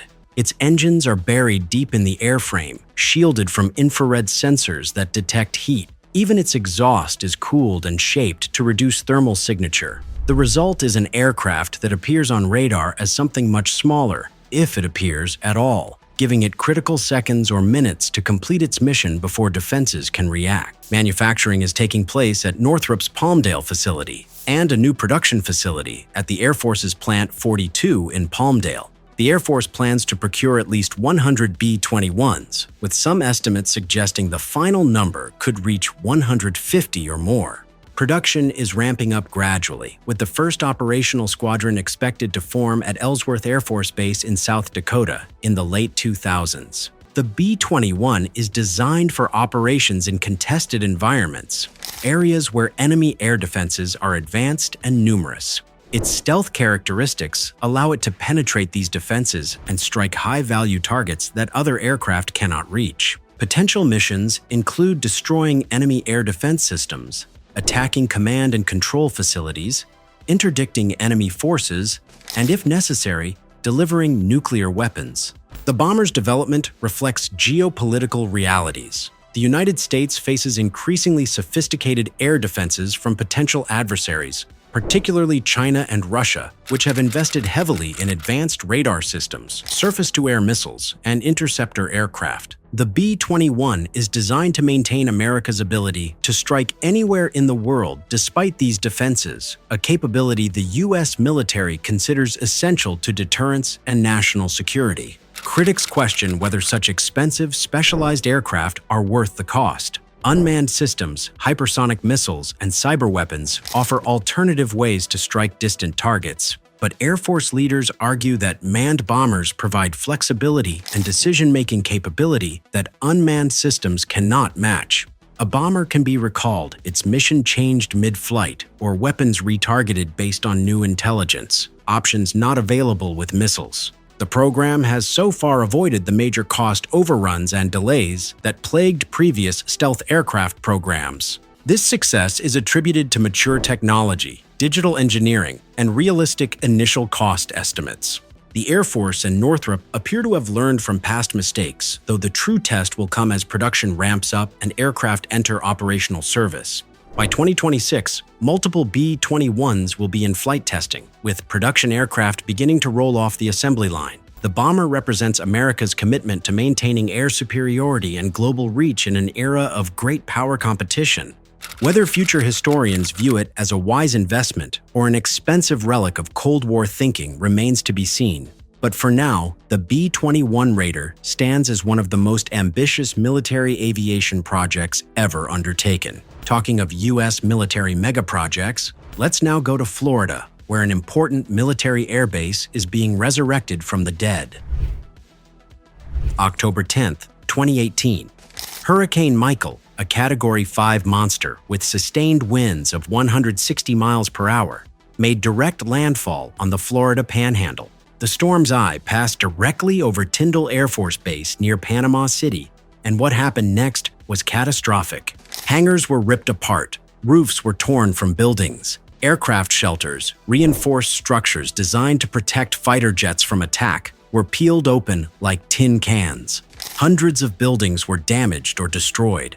The base, home to F-22 Raptor training operations and air defense missions protecting the eastern United States, was functionally obliterated. The damage exceeded $5 billion. Nearly every structure on the 29,000-acre installation sustained significant harm. Personnel were evacuated, operations ceased, and the Air Force faced a choice: spend years rebuilding what was there before, or seize the opportunity to create something entirely new. They chose the latter. Tindle wouldn't just be rebuilt, it would be reimagined as the installation of the future, a $5.1 billion reconstruction project that would transform a devastated Cold War-era base into a cutting-edge facility designed to withstand future hurricanes, accommodate next-generation aircraft, and serve as a model for how military installations should be built in an era of climate change and advanced warfare. This isn't just about repairing hurricane damage. It's about confronting an uncomfortable reality that Hurricane Michael forced the military to acknowledge. America's military infrastructure is woefully unprepared for the climate crisis that's already here. Tindle Air Force Base was originally established in 1941 as a gunnery range for training World War II air crews. Over decades, it evolved into a major F-22 Raptor training hub and home to air defense radar operations. The facilities reflected their era, buildings constructed in the 1940s through 1980s, designed when hurricanes were less frequent and less intense, when construction standards were lower, and when no one imagined that a Category 5 storm would score a direct hit on a military installation. Hurricane Michael exposed how vulnerable these aging facilities had become. Aircraft shelters built to protect jets from Soviet bombers couldn't withstand nature's fury. Administrative buildings with standard commercial construction crumbled. Infrastructure that had weathered minor storms for decades proved catastrophically inadequate against a supercharged hurricane intensified by warming Gulf waters.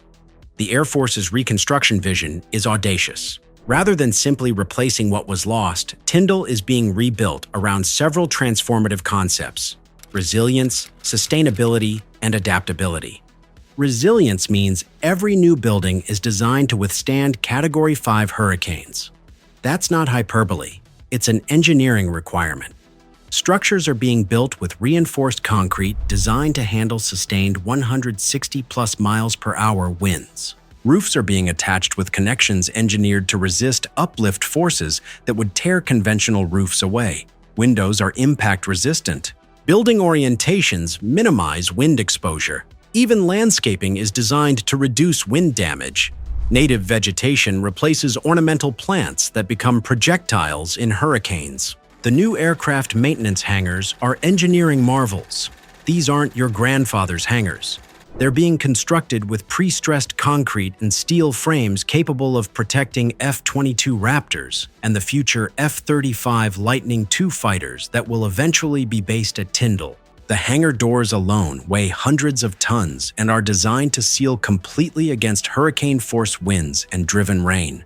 Inside, environmental control systems maintain precise temperature and humidity for sensitive aircraft systems regardless of conditions outside. The electrical grid is being rebuilt as a microgrid, a self-contained system that can operate independently from the civilian power grid. When Hurricane Michael hit, Tindle lost power and remained dark for weeks as regional utilities struggled to restore service. The new microgrid includes backup generation, battery storage, and smart distribution systems that can isolate damaged sections and reroute power automatically. If another hurricane hits, critical operations can continue even if the surrounding region goes dark. Adaptability is perhaps the most forward-thinking element. The Air Force is designing facilities that can evolve as mission requirements change. Buildings incorporate modular construction elements that can be reconfigured without major renovation. Infrastructure is being oversized to accommodate future technologies that don't exist yet. Higher electrical capacity for directed energy weapons, more robust data networks for artificial intelligence systems, and physical layouts that can adapt to aircraft that haven't been designed. One fascinating aspect is the digital twin concept. As Tindle is rebuilt, every building, every utility line, every piece of infrastructure is being digitally mapped in extraordinary detail. This creates a virtual replica of the entire base that can be used for planning, maintenance, and emergency response. If a water main breaks, facility managers can instantly see exactly where it is, what systems it affects, and how to isolate it. If a new building needs to be added, planners can virtually test locations and connections before breaking ground. The construction logistics are staggering. At peak activity, over 5,000 construction workers are on site simultaneously, more people than many small towns. Coordinating that workforce while maintaining operational security on an active military installation requires military precision. Contractors must be vetted, equipment must be inspected, work zones must be isolated from sensitive areas.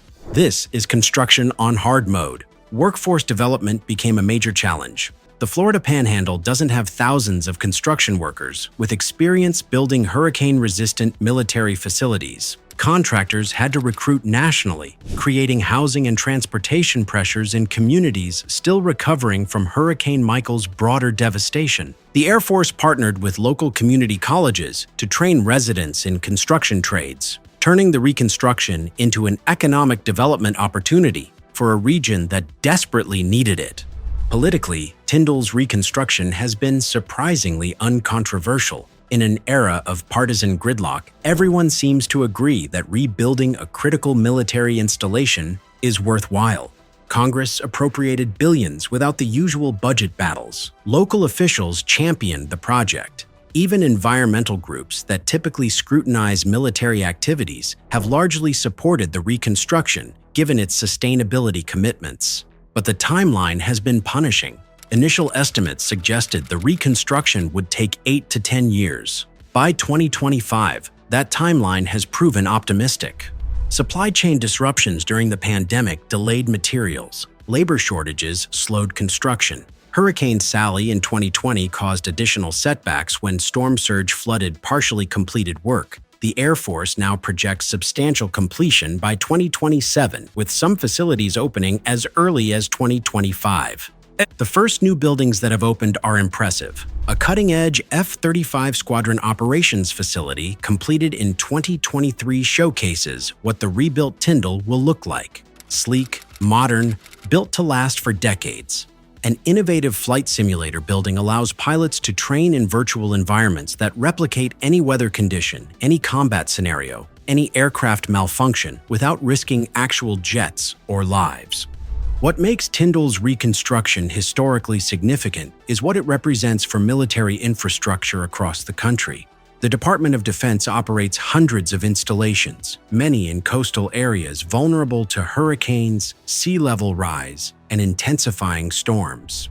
Tindle is the test case for how to rebuild aging bases for climate resilience. If the model succeeds, it will be replicated at installations from Norfolk to San Diego. If it fails, if costs spiral out of control, or if resilience measures prove inadequate, then the Pentagon faces tough choices about whether coastal bases remain viable long-term. There's also a fighter jet angle that aviation enthusiasts obsess over. Tindle is being prepared to host F-35 Lightning II squadrons, the Air Force's newest stealth fighter. The F-35 requires different maintenance facilities, different hangars, different training systems than the F-22s previously based there.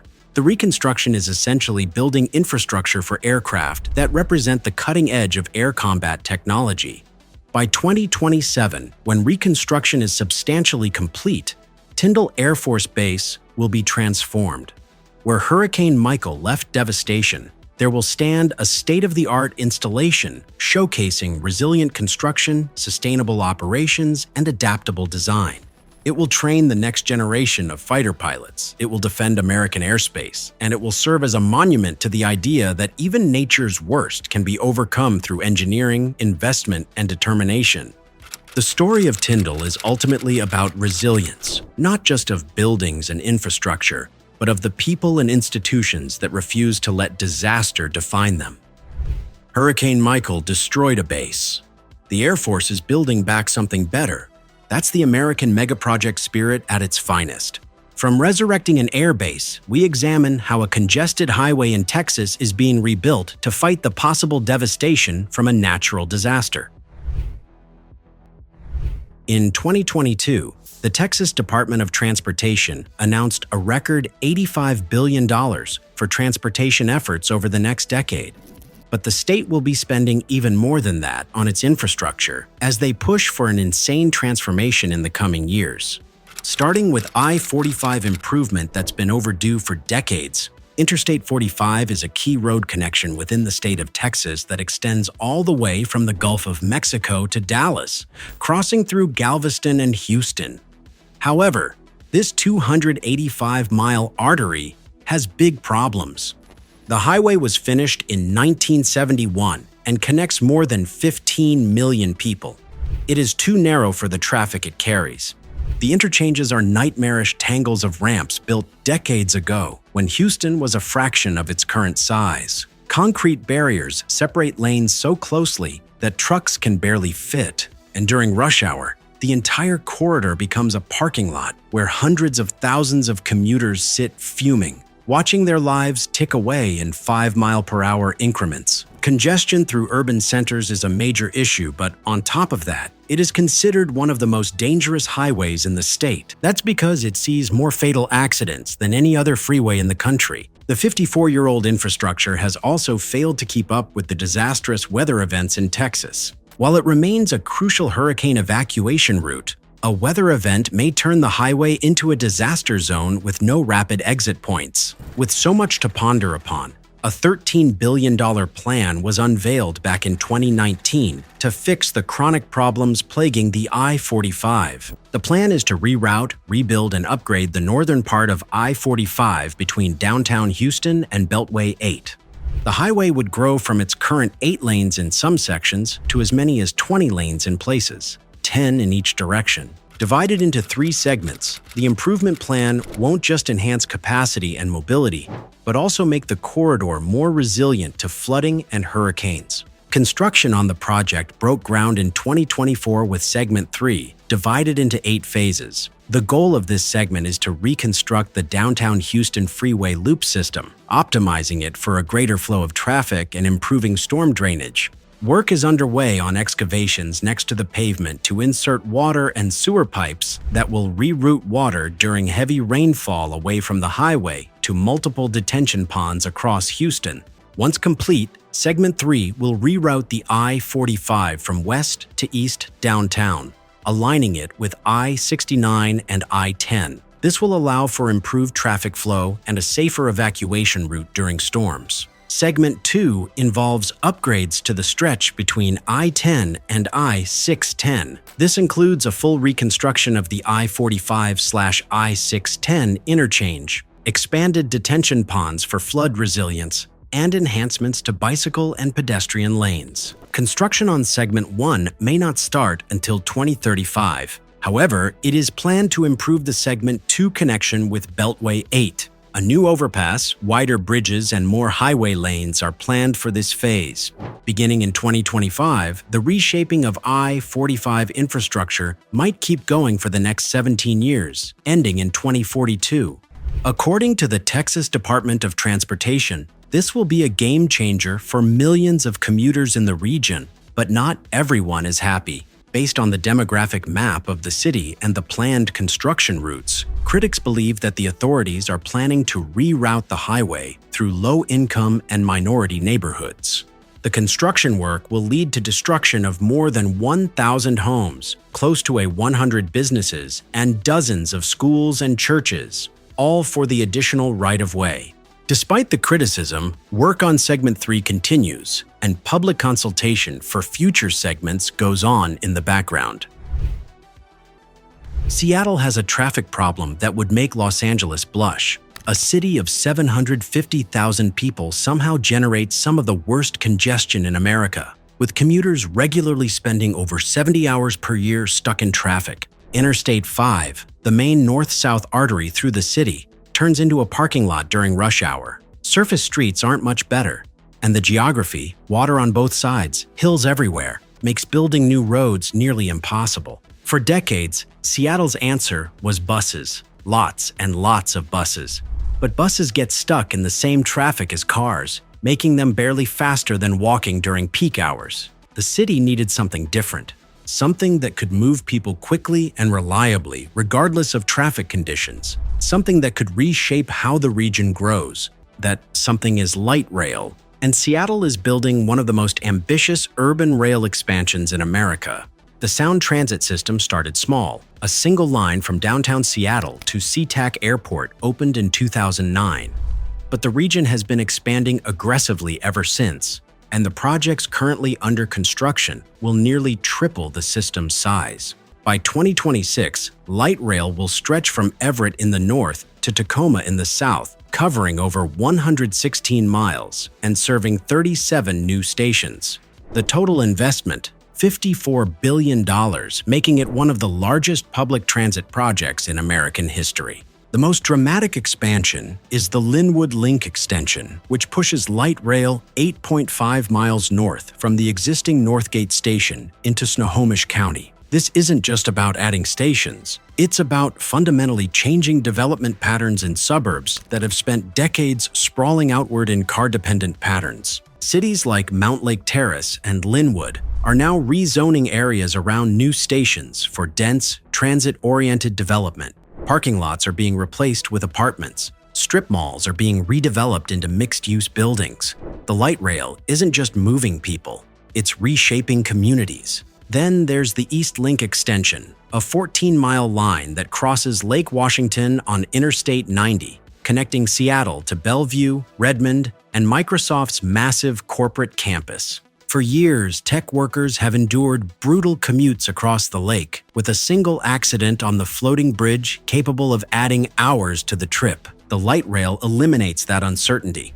Trains run every 8 minutes during peak hours, moving passengers from downtown Seattle to Redmond in under 30 minutes, faster than driving even on the best traffic days. The engineering required to get trains across Lake Washington is fascinating. Interstate 90 floats on pontoons. Yes, floats, because the lake is too deep to build traditional bridge supports. The light rail had to be integrated into the existing floating bridge structure, which meant engineers had to calculate weight distribution, account for the bridge's movement as it rises and falls with water levels, and design track systems that remain stable despite constant motion. It's one of the only floating light rail lines in the world. But the crown jewel of Seattle's rail expansion is the Northgate to Linwood section, which includes some of the deepest subway stations in North America. The Roosevelt Station sits 70 feet underground. The U District Station is even deeper at 90 feet. These depths were necessary to navigate Seattle's steep hills and avoid conflicts with existing utilities and building foundations. Getting passengers down to platform level requires escalators and elevators that feel more like descending into a mine shaft than catching a train. The construction has been brutal for neighborhoods. Years of tunnel boring, streets torn up, businesses disrupted. The University District, normally bustling with students, saw storefronts close and foot traffic disappear during construction. Residents complained about noise, vibration, and the endless presence of construction crews. But Sound Transit held firm, arguing that short-term pain would deliver long-term transformation. And they were right. Early ridership numbers show that Seattle's light rail is exceeding projections. The system now carries over 100,000 passengers per day, and that number keeps climbing as new extensions open. Surveys show that many riders have sold their cars entirely, no longer needing personal vehicles when light rail provides reliable access to jobs, entertainment, and services. Real estate near stations commands premium prices. Development applications have exploded in transit-oriented zones. But building light rail through one of America's most expensive cities has been astronomically costly. Seattle's system costs more per mile than almost any other light rail project in the country, sometimes over $1 billion per mile for underground sections. Critics have hammered Sound Transit for cost overruns, schedule delays, and what they see as gold-plated infrastructure. Why, they ask? Does Seattle need such deep stations? Why such expensive finishes? Why not build cheaper at-grade systems like cities in Europe? Sound Transit's response has been that Seattle's geography and existing development patterns left few cheap options. Building at grade through dense urban neighborhoods would require property acquisitions, traffic disruptions, and political battles that would delay projects by decades. Going underground was the only way to get light rail built in a reasonable time frame. And the deep stations, those were dictated by Seattle's hills. There was simply no way to build shallow stations without massive grading work that would cost even more. The political battle over funding has been equally contentious. Seattle voters approved multiple tax increases to fund rail expansion, sales taxes, car tab fees, property taxes. But suburban voters in outlying counties have been less enthusiastic, particularly when early phases focused on Seattle neighborhoods rather than suburban communities. Sound Transit has had to carefully balance regional interests, ensuring that every corner of the service area sees benefits even as the most expensive work happens in the urban core. Despite the controversy and cost, the project is transforming Seattle in ways that were unimaginable 2 decades ago. Young professionals are choosing apartments near light rail stations over suburban homes. Employers are locating offices near transit. Car ownership rates among urban residents are declining. The city that once seemed hopelessly car-dependent is slowly becoming a place where you don't need a car to thrive. The full build-out of Sound Transit's expansion won't be complete until the early 2000s and 30s, but the next wave of openings in 2025 and 2026 will bring light rail to communities that have waited years for access. And as Seattle demonstrates what's possible with committed investment in public transit, other American cities are watching closely, wondering if they too can break free from car dependency. But while Seattle is building light rail one extension at a time, California is attempting something far more audacious, a true high-speed rail system that would rival anything in Europe or Asia. The question isn't whether California can build it. The question is whether America still has the will to build big. There's a rendering that's been circulating online for over a decade now, a sleek, bullet-shaped train gliding through California's Central Valley at 220 miles per hour, connecting Los Angeles to San Francisco in under 3 hours. It's a vision that's simultaneously thrilling and tragic. Thrilling because it represents the kind of transformative infrastructure that could reshape American transportation, and tragic because after 16 years and over $11 billion spent, only 119 miles of track have been laid in a section of the Central Valley that doesn't even connect to a major city yet. California High-Speed Rail was supposed to be America's comeback story, a project that would prove the United States could still build world-class infrastructure like China, Japan, and Europe. Instead, it's become a cautionary tale about cost overruns, political dysfunction, and the brutal reality of building megaprojects in a country that's forgotten how. The dream began with a ballot measure in 2008. California voters approved nearly $10 billion in bonds to begin construction of a high-speed rail system that would eventually connect San Diego to Sacramento, with the initial phase linking Los Angeles and San Francisco. The promise was simple: hop on a train in downtown LA and arrive in downtown San Francisco in 2 hours and 40 minutes. No airport hassles, no traffic, no carbon emissions. Travel between the state's 2 largest metropolitan areas would be faster, cheaper, and more sustainable than driving or flying. The original budget was $33 billion. The projected completion date was 2020. Neither of those numbers survived contact with reality. By 2025, the price tag has exploded to over $100 billion for the full system.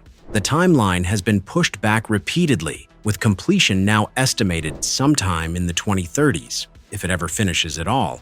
And the initial operating segment won't connect LA to San Francisco. It'll run from Merced to Bakersfield, 2 Central Valley cities, where combined population barely exceeds 500,000 people. How did it go so wrong? The problem started with route selection. To connect LA and San Francisco, the train had to cross the Tehachapi Mountains and the challenging terrain of the Coast Ranges. Engineers recommended tunneling through the mountains, expensive but straightforward. Environmental groups demanded routes that minimized habitat disruption. Local communities fought alignment options that would bisect neighborhoods or displace residents. Every stakeholder had veto power, and every decision got litigated for years. Then came the property acquisition nightmare. High-speed rail requires completely straight track with minimal curves. Physics demands it at 220 miles per hour. That meant the route couldn't simply follow existing highways or rail corridors. It had to cut through private property, farms, and communities in straight lines. California had to acquire thousands of parcels through eminent domain, triggering legal battles with farmers, homeowners, and businesses who didn't want to sell. Some property owners held out for years, demanding prices far above market value, knowing the rail authority had no choice but to eventually pay. Construction in the Central Valley revealed another problem. California had lost the institutional knowledge of how to build railroads. The last major rail project in the state was BART in the 1970s. 50 years later, there were no experienced American contractors who knew how to build high-speed rail because America simply hadn't built any. The California High-Speed Rail Authority had to rely on international contractors from Europe and Asia who brought expertise but also higher costs and cultural clashes with American labor practices. And then there was the political interference. Every gubernatorial administration had different priorities. Governor Jerry Brown was a true believer who pushed the project forward despite mounting criticism. Governor Gavin Newsom initially tried to scale back the project to a more modest Central Valley segment before reversing course under pressure from supporters. Republican legislators have consistently opposed the project, calling it a boondoggle and demanding that funding be redirected to highways and conventional rail improvements. The Trump administration was particularly hostile, canceling nearly $1 billion in federal funding and attempting to claw back another $2.5 billion that had already been spent. The rail authority sued, arguing the cancellation was politically motivated and violated federal grant agreements. The legal battle dragged on for years before the Biden administration restored most of the funding in 2021. Despite all the setbacks, construction in the Central Valley has actually progressed. The section between Merced and Bakersfield is real. Viaducts are rising, tunnels are being bored, track is being laid, stations are under construction in Fresno and other cities. By 2030, there will be actual high-speed trains running on actual high-speed rail tracks in California, even if it's only 119 miles of the originally envisioned 500-mile system. The current plan is to open the Central Valley segment first, connect it to conventional rail lines at both ends, and gradually extend true high-speed rail north toward San Jose and south toward Los Angeles as funding becomes available. It's not the transformative vision voters approved in 2008, but it's something, a proof of concept, a foundation that future generations can build on. The real question is whether California's experience will inspire other states to build high-speed rail or convince them it's impossible. Supporters argue that the lessons learned about property acquisition, environmental review, stakeholder management, and construction techniques are invaluable for future projects. Critics argue that California has proven high-speed rail is simply too expensive and politically fraught to build in America. But there's one group that looked at California's struggles and decided they could do it differently. A private company with no interest in government timelines or political approval. A company that thinks the key to high-speed rail in America isn't building the longest system or the fastest trains. It's picking the right route between the right cities and making it work financially without endless taxpayer subsidies. That company is Brightline, and they're about to open America's first privately funded high-speed rail line. Las Vegas and Los Angeles are separated by 270 miles of scorching desert, endless Interstate 15 traffic, and one of the most profitable travel corridors in America. Every year, over 50 million people make the drive between Southern California and Vegas, enough traffic to make I-15 a parking lot every Friday afternoon and Sunday evening. It's a brutal drive, 4 to 5 hours of mind-numbing highway punctuated by Barstow, one of the most depressing rest stop towns in existence.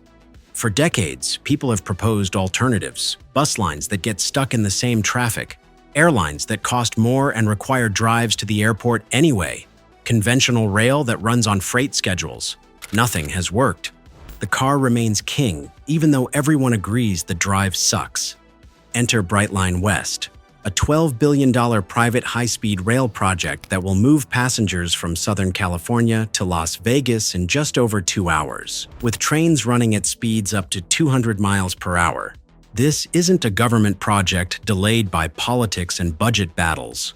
This is a private company, Brightline, betting billions that American travelers are desperate for an alternative to I-15 and willing to pay for it.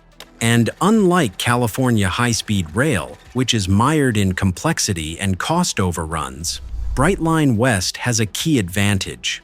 It's building almost entirely within the Interstate 15 median, using public right-of-way that eliminates the property acquisition nightmare that destroyed California's budget and timeline. The route is brilliantly simple. Trains will depart from a station in Rancho Cucamonga, a suburb in the Inland Empire about 40 miles east of downtown Los Angeles. From there, the line follows I-15 through the Cajon Pass, across the Mojave Desert, and into Las Vegas, terminating at a station just south of the Strip. The entire alignment uses the median of I-15 that was specifically reserved for future rail use decades ago, meaning Brightline doesn't have to acquire farmland, tunnel through mountains, or fight communities over route selection. The engineering is straightforward by high-speed rail standards. Most of the route is flat desert, perfect for trains. The challenging section is the Cajon Pass, where the tracks climb 2,000 feet in elevation through a narrow mountain corridor. But even that's manageable since the alignment follows I-15, which already solved the geographic challenges decades ago. Brightline will use electric multiple-unit trains, no separate locomotives, capable of accelerating quickly and handling grades that would challenge traditional trains.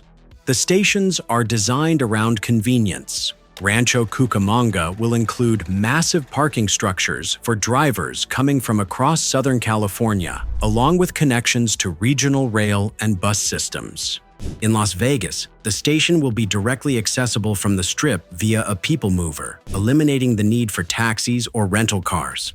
Brightline envisions passengers driving to Rancho Cucamonga, parking their car, boarding a train, and arriving in Vegas without ever dealing with I-15 traffic. The business model is equally straightforward. Brightline isn't trying to serve every community along the route or maximize ridership at any cost.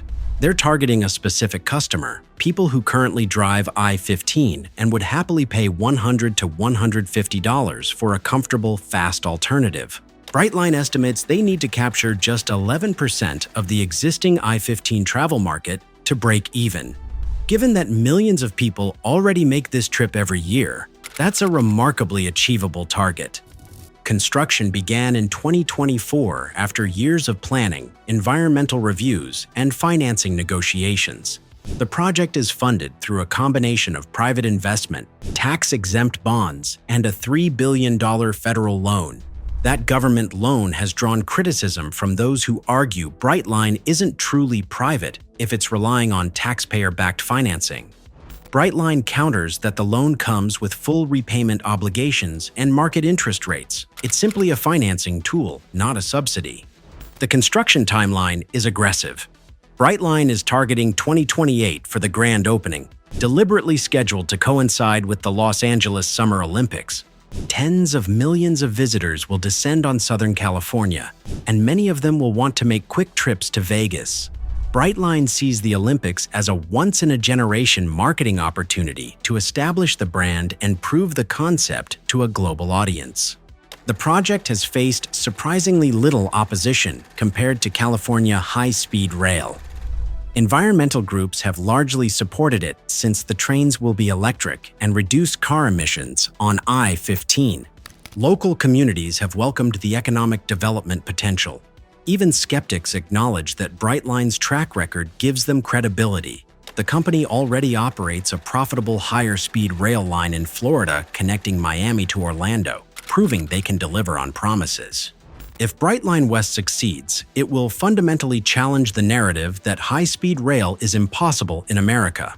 It will demonstrate that private companies can build rail infrastructure without decades of political gridlock. It will show that Americans will choose trains over cars if the service is fast, convenient, and reliable. And it will potentially inspire similar projects in other corridors: Dallas to Houston, Atlanta to Charlotte, Phoenix to Tucson, where private operators could replicate the Brightline model. But even as America experiments with high-speed rail, the country is simultaneously making massive investments in a completely different kind of infrastructure, one that has nothing to do with moving people and everything to do with powering the digital economy that increasingly defines modern life. We're leaving the world of transportation behind and entering the realm of semiconductors, where America is spending over $100 billion to ensure it never again depends on foreign countries for the chips that power everything from smartphones to fighter jets. In March 2022, Intel CEO Pat Gelsinger stood in a frozen field outside Columbus, Ohio, and made the single largest private investment announcement in the state's history: $20 billion to build two massive semiconductor fabrication plants on 1,000 acres of former farmland. But $20 billion was just the opening bid. Intel's full vision calls for up to 8 fabs on the site, with total investment potentially exceeding $100 billion, making it the largest semiconductor manufacturing complex in the Western Hemisphere. This isn't just about building factories. It's about reshaping the global semiconductor industry and confronting an uncomfortable reality that took a pandemic to fully expose. America has lost its ability to manufacture the chips that power modern civilization. In 1990, the United States produced 37% of the world's semiconductors. By 2020, that number had collapsed to just 12%. Meanwhile, Asia, particularly Taiwan, South Korea, and China, now dominates chip production. Taiwan Semiconductor Manufacturing Company alone produces over 90% of the world's most advanced chips. If China were to invade Taiwan or a natural disaster were to strike TSMC's facilities, the global economy would experience a technological catastrophe that would make pandemic supply chain disruptions look trivial.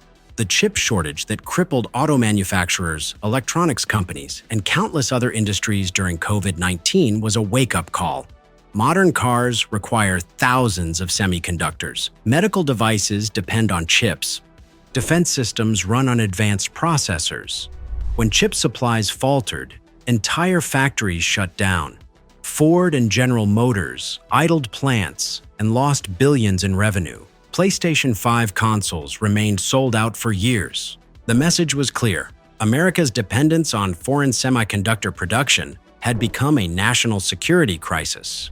Congress responded with the CHIPS and Science Act in 2022, allocating $52 billion in subsidies and incentives to rebuild domestic semiconductor manufacturing. Intel's Ohio project became the flagship of this industrial renaissance.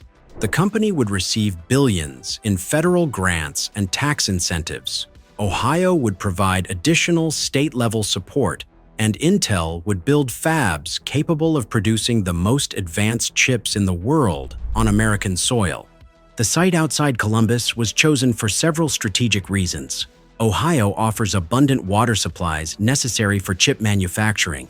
Each fab will consume millions of gallons daily for cooling and cleaning. The state has available electrical capacity to power facilities that will draw as much electricity as a small city. Columbus provides a large, educated workforce and proximity to major universities like Ohio State that can supply engineers and researchers. And critically, Ohio's business-friendly government offered a tax incentive package worth billions. The scale of construction is staggering. Each fab building will cover an area equivalent to multiple football fields. The structures must be built to extraordinary precision. Semiconductor manufacturing requires clean rooms where the air is filtered to remove particles down to nanometer scale, and floors must be perfectly level to within millimeters across hundreds of feet. The concrete foundations alone require specialized formulations to minimize vibration and cracking. Inside these buildings, the manufacturing process is something between chemistry lab and science fiction. Silicon wafers are subjected to hundreds of individual processing steps, layering materials atom by atom, etching patterns with ultraviolet light, doping with precise chemical elements to create the billions of transistors that make up modern processors. The equipment required for this process costs tens of millions of dollars per machine. with some extreme ultraviolet lithography systems costing over $150 million each. Intel plans to produce chips using its most advanced Intel 18A process node, featuring transistors just 1.8 nanometers in size. To put that in perspective, these transistors are so small that you could fit over 50,000 of them across the width of a human hair. Manufacturing at this scale pushes the boundaries of physics itself. Quantum effects start to dominate. Electrons can tunnel through barriers they shouldn't be able to cross, and materials behave in ways that require entirely new engineering approaches. But getting the Ohio project off the ground has been far more complicated than Intel anticipated. The company originally planned to break ground in late 2022 and begin production by 2025. Those timelines have slipped repeatedly. Part of the delay stemmed from slow disbursement of CHIPS Act funding. Congress authorized $52 billion, but actually appropriating the money and establishing the bureaucracy to distribute it took longer than expected. Intel complained publicly that delays in receiving subsidies were forcing them to slow construction. There were also workforce challenges. Ohio doesn't have thousands of semiconductor engineers and technicians sitting around waiting for Intel to arrive. The company has had to partner with community colleges and universities to develop training programs from scratch. Construction itself requires specialized skills. You can't build a semiconductor fab the same way you build an office tower.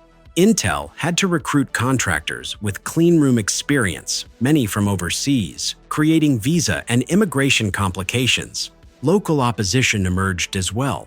Some residents near the site complained about increased traffic, potential environmental impacts, and the industrialization of rural areas. Environmental groups raised concerns about water usage. Semiconductor fabs consume enormous quantities of water, and Ohio's water resources aren't infinite. Intel countered that the fabs would include water recycling systems and that the company would invest in local infrastructure improvements. Then there's the geopolitical dimension.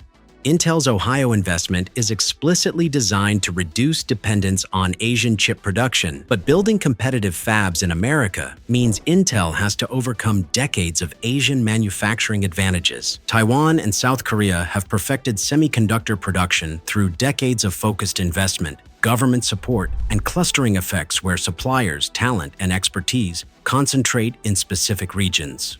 Ohio is starting from scratch. Intel is also racing against time. Moore's Law, the observation that transistor counts double approximately every 2 years, has driven the semiconductor industry for decades. But as transistors shrink toward atomic scales, continued progress becomes exponentially harder and more expensive.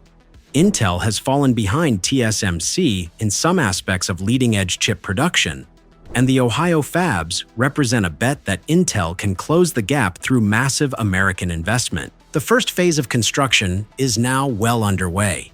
The site has been cleared and graded. Foundation work has begun on the initial 2 fabs. Intel has committed to starting production by 2025, though observers are skeptical given previous delays. The company has also begun hiring, targeting thousands of workers over the next several years. When operational, the Ohio fabs will produce chips not just for Intel's own processors, but also for other companies through Intel's foundry services, essentially competing directly with TSMC by manufacturing chips designed by third parties. Apple, Qualcomm, NVIDIA, and others currently rely on TSMC for production.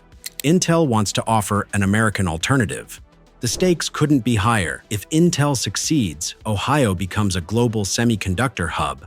American chip production rises from 12% to potentially 30% of global capacity, and the United States regains some control over a critical technology. If Intel fails, if costs spiral, if production yields are poor, if customers stick with TSMC, then America's semiconductor ambitions suffer a devastating setback. But Intel isn't the only company betting big on American chip manufacturing. Across the country in Texas, another tech giant is making a similar wager with different technology and different stakes. Samsung's relationship with Texas began decades ago. The company already operates a major semiconductor fab in Austin that's been producing chips since 1996. But what Samsung is building now makes that existing facility look like a prototype. The company is investing $17 billion to construct a new advanced chip fabrication plant in Taylor, Texas, about 40 miles northeast of Austin, that will produce some of the most sophisticated semiconductors in the world. This project is South Korea's answer to America's CHIPS Act, except Samsung was planning this expansion before Congress passed the subsidy legislation. The company saw the same trends Intel recognized: surging demand for advanced chips, geopolitical risks of concentrated Asian production, and American customers desperate for supply chain security. Samsung decided Texas offered the right combination of business climate, infrastructure, and proximity to its existing operations to justify a massive new investment. The Taylor facility will focus on producing logic chips, the processors and controllers that power everything from smartphones to data centers. Samsung's most advanced chips feature 3-nanometer process technology, with transistors even smaller than Intel's most aggressive roadmaps. At these scales, manufacturing becomes as much an art as a science. Yields, the percentage of chips that actually work, can be devastatingly low when processes aren't perfectly optimized. A single speck of dust in a clean room can ruin an entire wafer worth millions of dollars. The engineering challenges are immense. Modern semiconductors aren't just etched on flat silicon wafers anymore. They're three-dimensional structures with transistors stacked vertically, interconnects threading through multiple layers, and materials so exotic they barely exist in nature. Samsung uses gate-all-around transistor designs where the gate electrode wraps completely around the channel, providing better control over electron flow and reducing power leakage. Manufacturing these structures requires atomic-level precision across billions of identical transistors. Water is again a critical constraint. Semiconductor manufacturing consumes staggering amounts of water for cooling, cleaning, and chemical processing.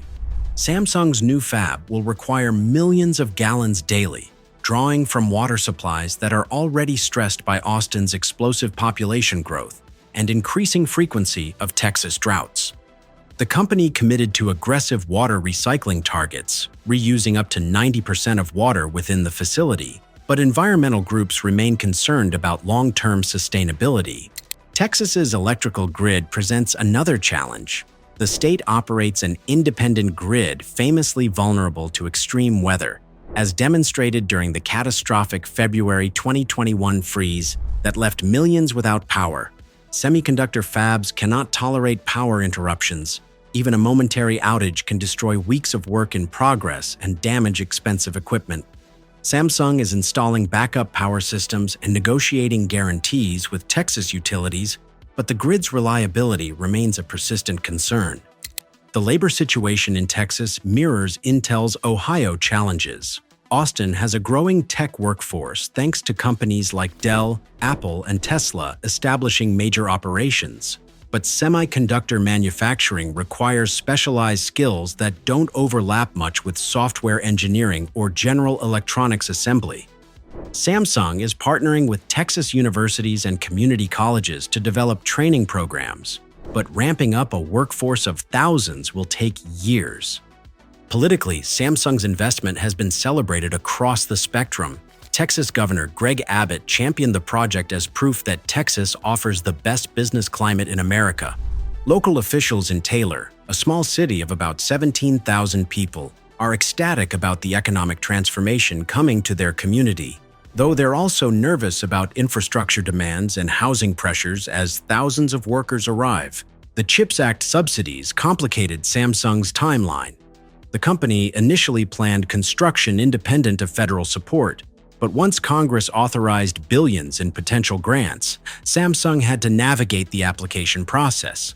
The Commerce Department established complex requirements for funding. Companies must commit to childcare facilities for workers, demonstrate plans for workforce development, agree to profit-sharing provisions if facilities exceed financial projections, and meet a host of other conditions designed to ensure public investment delivers public benefits. Samsung initially balked at some requirements, particularly provisions that would require sharing excess profits with the government. The company argued that commercial terms should be negotiable, not dictated by grant conditions. Negotiations dragged on for months before Samsung and the Commerce Department reached a compromise that satisfied both parties. Construction began in 2022, making Samsung one of the first companies to break ground under the CHIPS Act initiative. The site has been transformed from farmland into a massive industrial complex. The fab building itself is rising, an imposing structure of steel and concrete that will eventually house some of the most advanced manufacturing equipment on Earth. Samsung targets 2024 for initial production and 2025 for full operational capacity. Those dates are aggressive. Semiconductor fabs typically take 3 to 4 years from groundbreaking to production. But Samsung has experience building similar facilities in South Korea and can leverage lessons learned from those projects. The company's strategy differs from Intel's in a critical way. Intel is building fabs primarily to manufacture chips for its own products and to offer foundry services to external customers. Samsung is building primarily for itself. The company is one of the world's largest consumers of semiconductors thanks to its dominant position in smartphones, TVs, appliances, and other electronics. Having a Texas fab means Samsung can supply its own products with American-made chips, reducing vulnerability to geopolitical disruptions and qualifying for Made in USA preferences in government procurement. But Samsung faces fierce competition. TSMC, the world's dominant contract chipmaker, is also building fabs in Arizona with even larger investments. Intel is pursuing foundry customers aggressively. China is pouring hundreds of billions into developing domestic semiconductor capabilities despite U.S. export restrictions. The race to control advanced chip manufacturing is arguably the most consequential technology competition of the 21st century, and Samsung's Texas investment is a bet that the company can remain competitive in an industry where falling behind means irrelevance. When the Taylor fab reaches full production, it will employ 2,000 people directly and support thousands more jobs in construction, supply chains, and support services. Taylor will transform from a quiet Texas town into a hub of cutting-edge manufacturing. Property values will skyrocket, traffic will increase. The local school district will need to expand. It's the kind of economic disruption that communities theoretically want, but struggle to manage. Samsung's Texas story is fundamentally about de-risking. The company is betting billions that diversifying production away from concentrated Asian locations makes strategic and financial sense even if operating costs are higher. It's acknowledging that supply chain resilience has value beyond pure cost efficiency. And it's wagering that American customers, including the U.S. government, which is increasingly requiring domestic chip sources for defense applications, will reward companies that manufacture locally. But while Intel and Samsung are building in Ohio and Texas respectively, another semiconductor giant is making an even bolder move, building advanced fabs in 2 different American locations simultaneously, betting that memory chips, not logic processors, represent the next critical bottleneck in American technology independence. Memory is the forgotten stepchild of the semiconductor industry. Everyone obsesses over processors, the flashy logic chips from Intel, AMD, and Qualcomm that power computers and phones. But modern devices would be useless without memory chips that store data and enable fast access to information. And here's the uncomfortable truth. America barely produces any memory chips at all. The memory market is dominated by 3 companies, Samsung and SK Hynix from South Korea, and Micron from the United States. But Micron, the sole American player, manufactures most of its chips in Asia. The United States imports nearly 100% of the DRAM, dynamic random access memory, used in computers, servers, and smartphones. If Asian supply chains were disrupted, America's technology sector would face immediate paralysis. Micron's response is audaciously simple: build massive new memory fabs on American soil and reshape global memory production. The company is investing $20 billion in a new fab complex in upstate New York and another $15 billion expanding existing facilities in Idaho, marking the largest private investment in New York State history and one of the largest manufacturing investments in American history. The New York facility will be located in Clay, near Syracuse, transforming a region that struggled economically since manufacturing declined in the late 20th century. The site will eventually host 4 separate fab buildings on 1,400 acres, creating what Micron calls a mega fab, capable of producing cutting-edge memory chips at scale. When fully operational in the 2030s, the facility will employ 9,000 people directly and support an estimated 40,000 additional jobs in construction, suppliers, and support industries. Why New York? The state offered an incentive package worth $5.5 billion in tax credits and grants, the largest state-level subsidy package in American history. New York Governor Kathy Hochul championed the project as transformational for upstate communities that have hemorrhaged manufacturing jobs for decades. Syracuse and surrounding areas once thrived on heavy industry. Micron's arrival represents a chance to rebuild around advanced manufacturing rather than watching population and economic activity drain away to growing Sunbelt cities. The technical challenge is formidable. Memory chips require different manufacturing techniques than logic processors. DRAM chips are essentially arrays of microscopic capacitors and transistors organized in grids. Each capacitor stores a single bit of information as an electrical charge. Reading and writing data requires charging and discharging billions of these capacitors with extraordinary speed and precision. Manufacturing DRAM requires extreme control over materials, layer thickness, and electrical properties.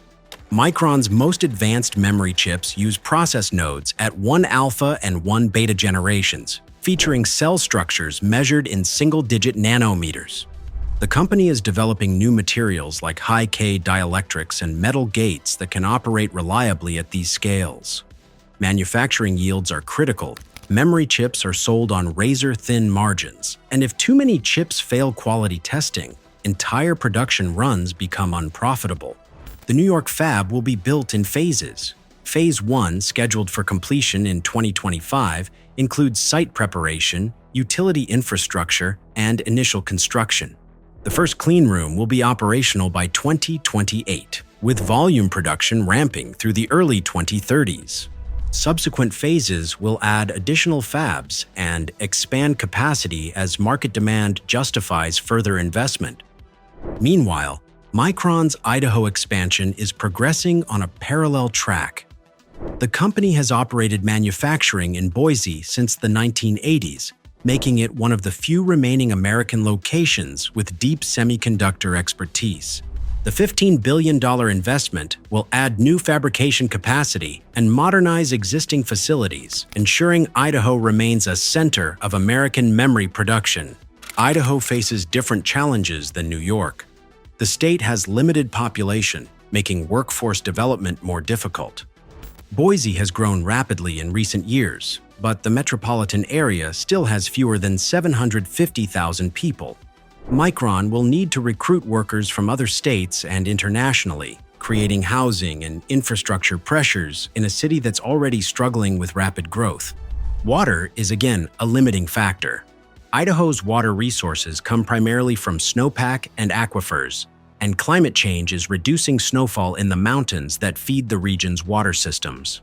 Micron's fabs consume massive amounts of water, and the company has committed to water recycling and conservation measures. But long-term sustainability remains uncertain.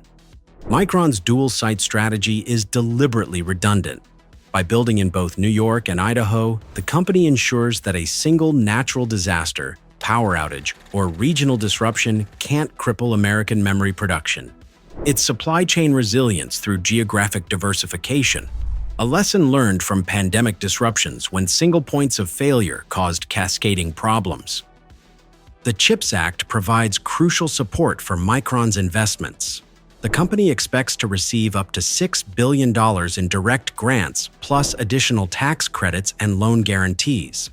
These subsidies are essential because building memory fabs in America costs significantly more than building in Asia. Labor is more expensive, environmental regulations are stricter, supply chains are less developed. Without government support, Micron couldn't justify the investment on purely economic grounds. Critics question whether taxpayers should subsidize private companies to build facilities that primarily benefit corporate profits.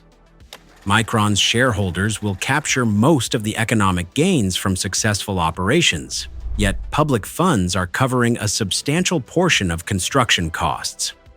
Supporters counter that semiconductor manufacturing has national security implications that justify public investment. America can't afford to remain dependent on foreign memory chip supplies, regardless of who profits from domestic production. Micron's projects also face geopolitical headwinds. China is a major market for memory chips, but escalating US-China technology tensions threaten access to Chinese customers. The United States has imposed export restrictions on advanced semiconductor equipment and technology to China, and China has retaliated with its own restrictions and investigations. Micron has been caught in the crossfire, with Chinese authorities questioning the company's cybersecurity practices and effectively restricting Micron chips in some Chinese government applications. The memory market itself is cyclical and volatile. Prices swing wildly based on supply and demand. When production exceeds consumption, prices crash and manufacturers lose billions. When supply tightens, prices spike, and manufacturers reap windfall profits. Micron is betting that long-term structural demand for memory will justify massive capacity investments. But if the company mistimes the cycle, the new fabs could open into a market glut that makes them unprofitable. Despite these risks, Micron is pressing forward. The New York site has been cleared, foundations are being poured, and equipment orders have been placed. Idaho expansions are progressing. By the late 2000s, America will produce meaningful quantities of memory chips domestically for the first time in decades. Together, Intel in Ohio, Samsung in Texas, and Micron in New York and Idaho represent over $100 billion in semiconductor manufacturing investment, a wholesale rebuilding of American chip production. It's a multi-decade project that will reshape regional economies, redefine global supply chains, and determine whether the United States can maintain technological leadership in an era where semiconductors are as strategically important as oil was in the 20th century. But even as America rebuilds its semiconductor industry, there's one final megaproject that might be more consequential than all the chip fabs combined. A project that isn't about computing power or manufacturing capacity. A project about energy, the foundation of everything else. We're heading offshore into the Atlantic Ocean, where the largest renewable energy project in American history is about to demonstrate whether the United States can finally harness the wind that blows endlessly across its coasts. 27 miles off the coast of Virginia Beach, where the Atlantic Ocean churns with enough force to humble anyone who stood on its shores, something unprecedented is taking shape. Not just for Virginia, not just for America, but for an entire energy revolution that's been decades in the making. The Coastal Virginia Offshore Wind Project is planting 176 wind turbines into the seabed of the Atlantic, each one towering 850 feet above the waves, taller than the Washington Monument, taller than most skyscrapers in downtown Norfolk, and so massive that a single turbine blade is longer than a football field. When they spin, they'll generate 2.6 gigawatts of clean electricity, enough to power 660,000 homes. That's nearly every household in Virginia Beach, Norfolk, Chesapeake, and Hampton combined. This will be the largest offshore wind farm in the United States, not just at completion, the largest by a magnitude that makes every other American offshore wind project look like a science experiment. And it represents America's answer to a question the country has been avoiding for decades. Can we generate massive amounts of renewable energy without destroying landscapes, displacing communities, or remaining dependent on fossil fuels that are cooking the planet? The story of how we arrived here is a tale of false starts and political whiplash stretching back over a decade. Dominion Energy first proposed offshore wind off Virginia's coast in 2008. Environmental groups supported it. Coastal residents were skeptical. The military, which operates extensively in these waters, worried about radar interference. And the price tag, billions for technology never proven at scale in American waters, made politicians nervous. The project stalled, then restarted, then stalled again. What changed everything was Europe. While America debated, countries like the United Kingdom, Germany, and Denmark were building massive offshore wind farms that actually worked. By 2020, Europe had over 25 gigawatts of offshore wind capacity installed. America? We had 42 megawatts, not gigawatts, megawatts. The gap was embarrassing for a nation that pioneered wind energy. The breakthrough came in 2020 when Dominion Energy committed $9.8 billion to the project and secured federal approval. The timing was critical. The Trump administration, which had been hostile to renewable energy mandates, approved the project anyway because it created jobs and demonstrated American engineering capability. The Biden administration, which took office weeks after final approvals, enthusiastically supported acceleration. The engineering required to build in the Atlantic is extraordinary. These aren't turbines planted in calm Danish harbors. The installation site experiences hurricanes, nor'easters, and winter storms that generate 30-foot waves. The turbines must withstand sustained winds over 150 miles per hour, Category 4 hurricane force, and keep operating in conditions that would tear apart land-based turbines. The foundations are engineering marvels unto themselves. Each turbine sits atop a monopile, a steel cylinder 30 feet in diameter, driven 100 feet into the seabed by pile-driving vessels that hammer with enough force to be heard for miles underwater. Marine biologists initially worried this noise would harm whales and dolphins, forcing Dominion to develop bubble curtains that surround piling operations and dampen sound propagation through water. Installing 176 turbines offshore requires a specialized fleet that barely exists in America. The vessels needed jack-up rigs that can elevate themselves above waves, heavy-lift ships capable of positioning 1,000-ton components with millimeter precision, cable-laying ships that can bury electrical lines on the ocean floor, are almost all foreign-flagged because the United States stopped building such ships decades ago. The Jones Act, which requires domestic vessels for transport between U.S. ports, created complications that required legal wrangling and exemptions. The electrical infrastructure is mind-boggling. Each turbine generates up to 15 megawatts at peak output. That electricity travels through subsea cables to offshore substations where voltage is stepped up for transmission.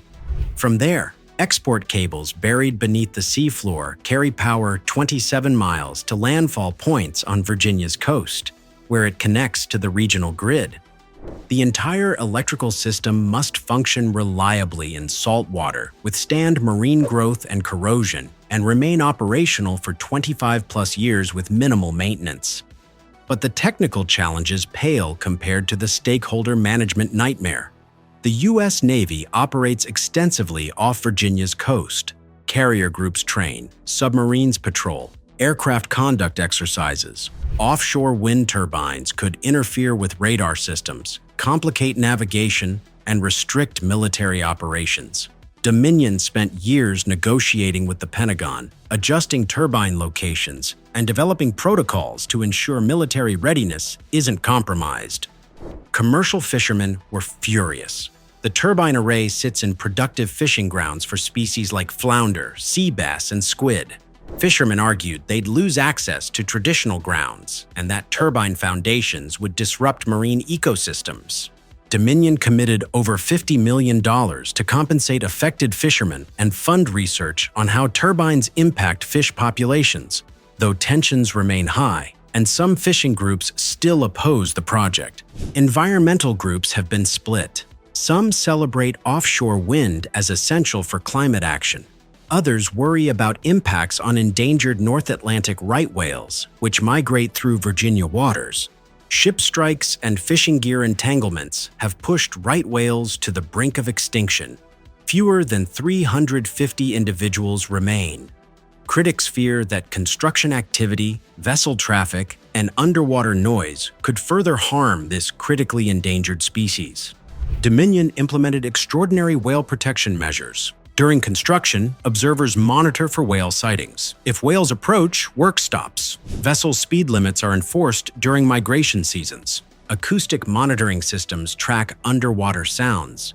But conservationists remain anxious. No one knows for certain how offshore wind at this scale will affect whale populations. The project's economics have been contentious. Dominion is a regulated utility, meaning Virginia ratepayers will pay for the project through electricity bills. The Virginia State Corporation Commission initially questioned whether offshore wind costs, significantly higher than natural gas or solar, were reasonable. Dominion argued that offshore wind provides zero-emission baseload power, helps Virginia meet climate goals, and creates in-state jobs. After years of hearings, the SCC approved the project with conditions requiring Dominion to manage costs tightly.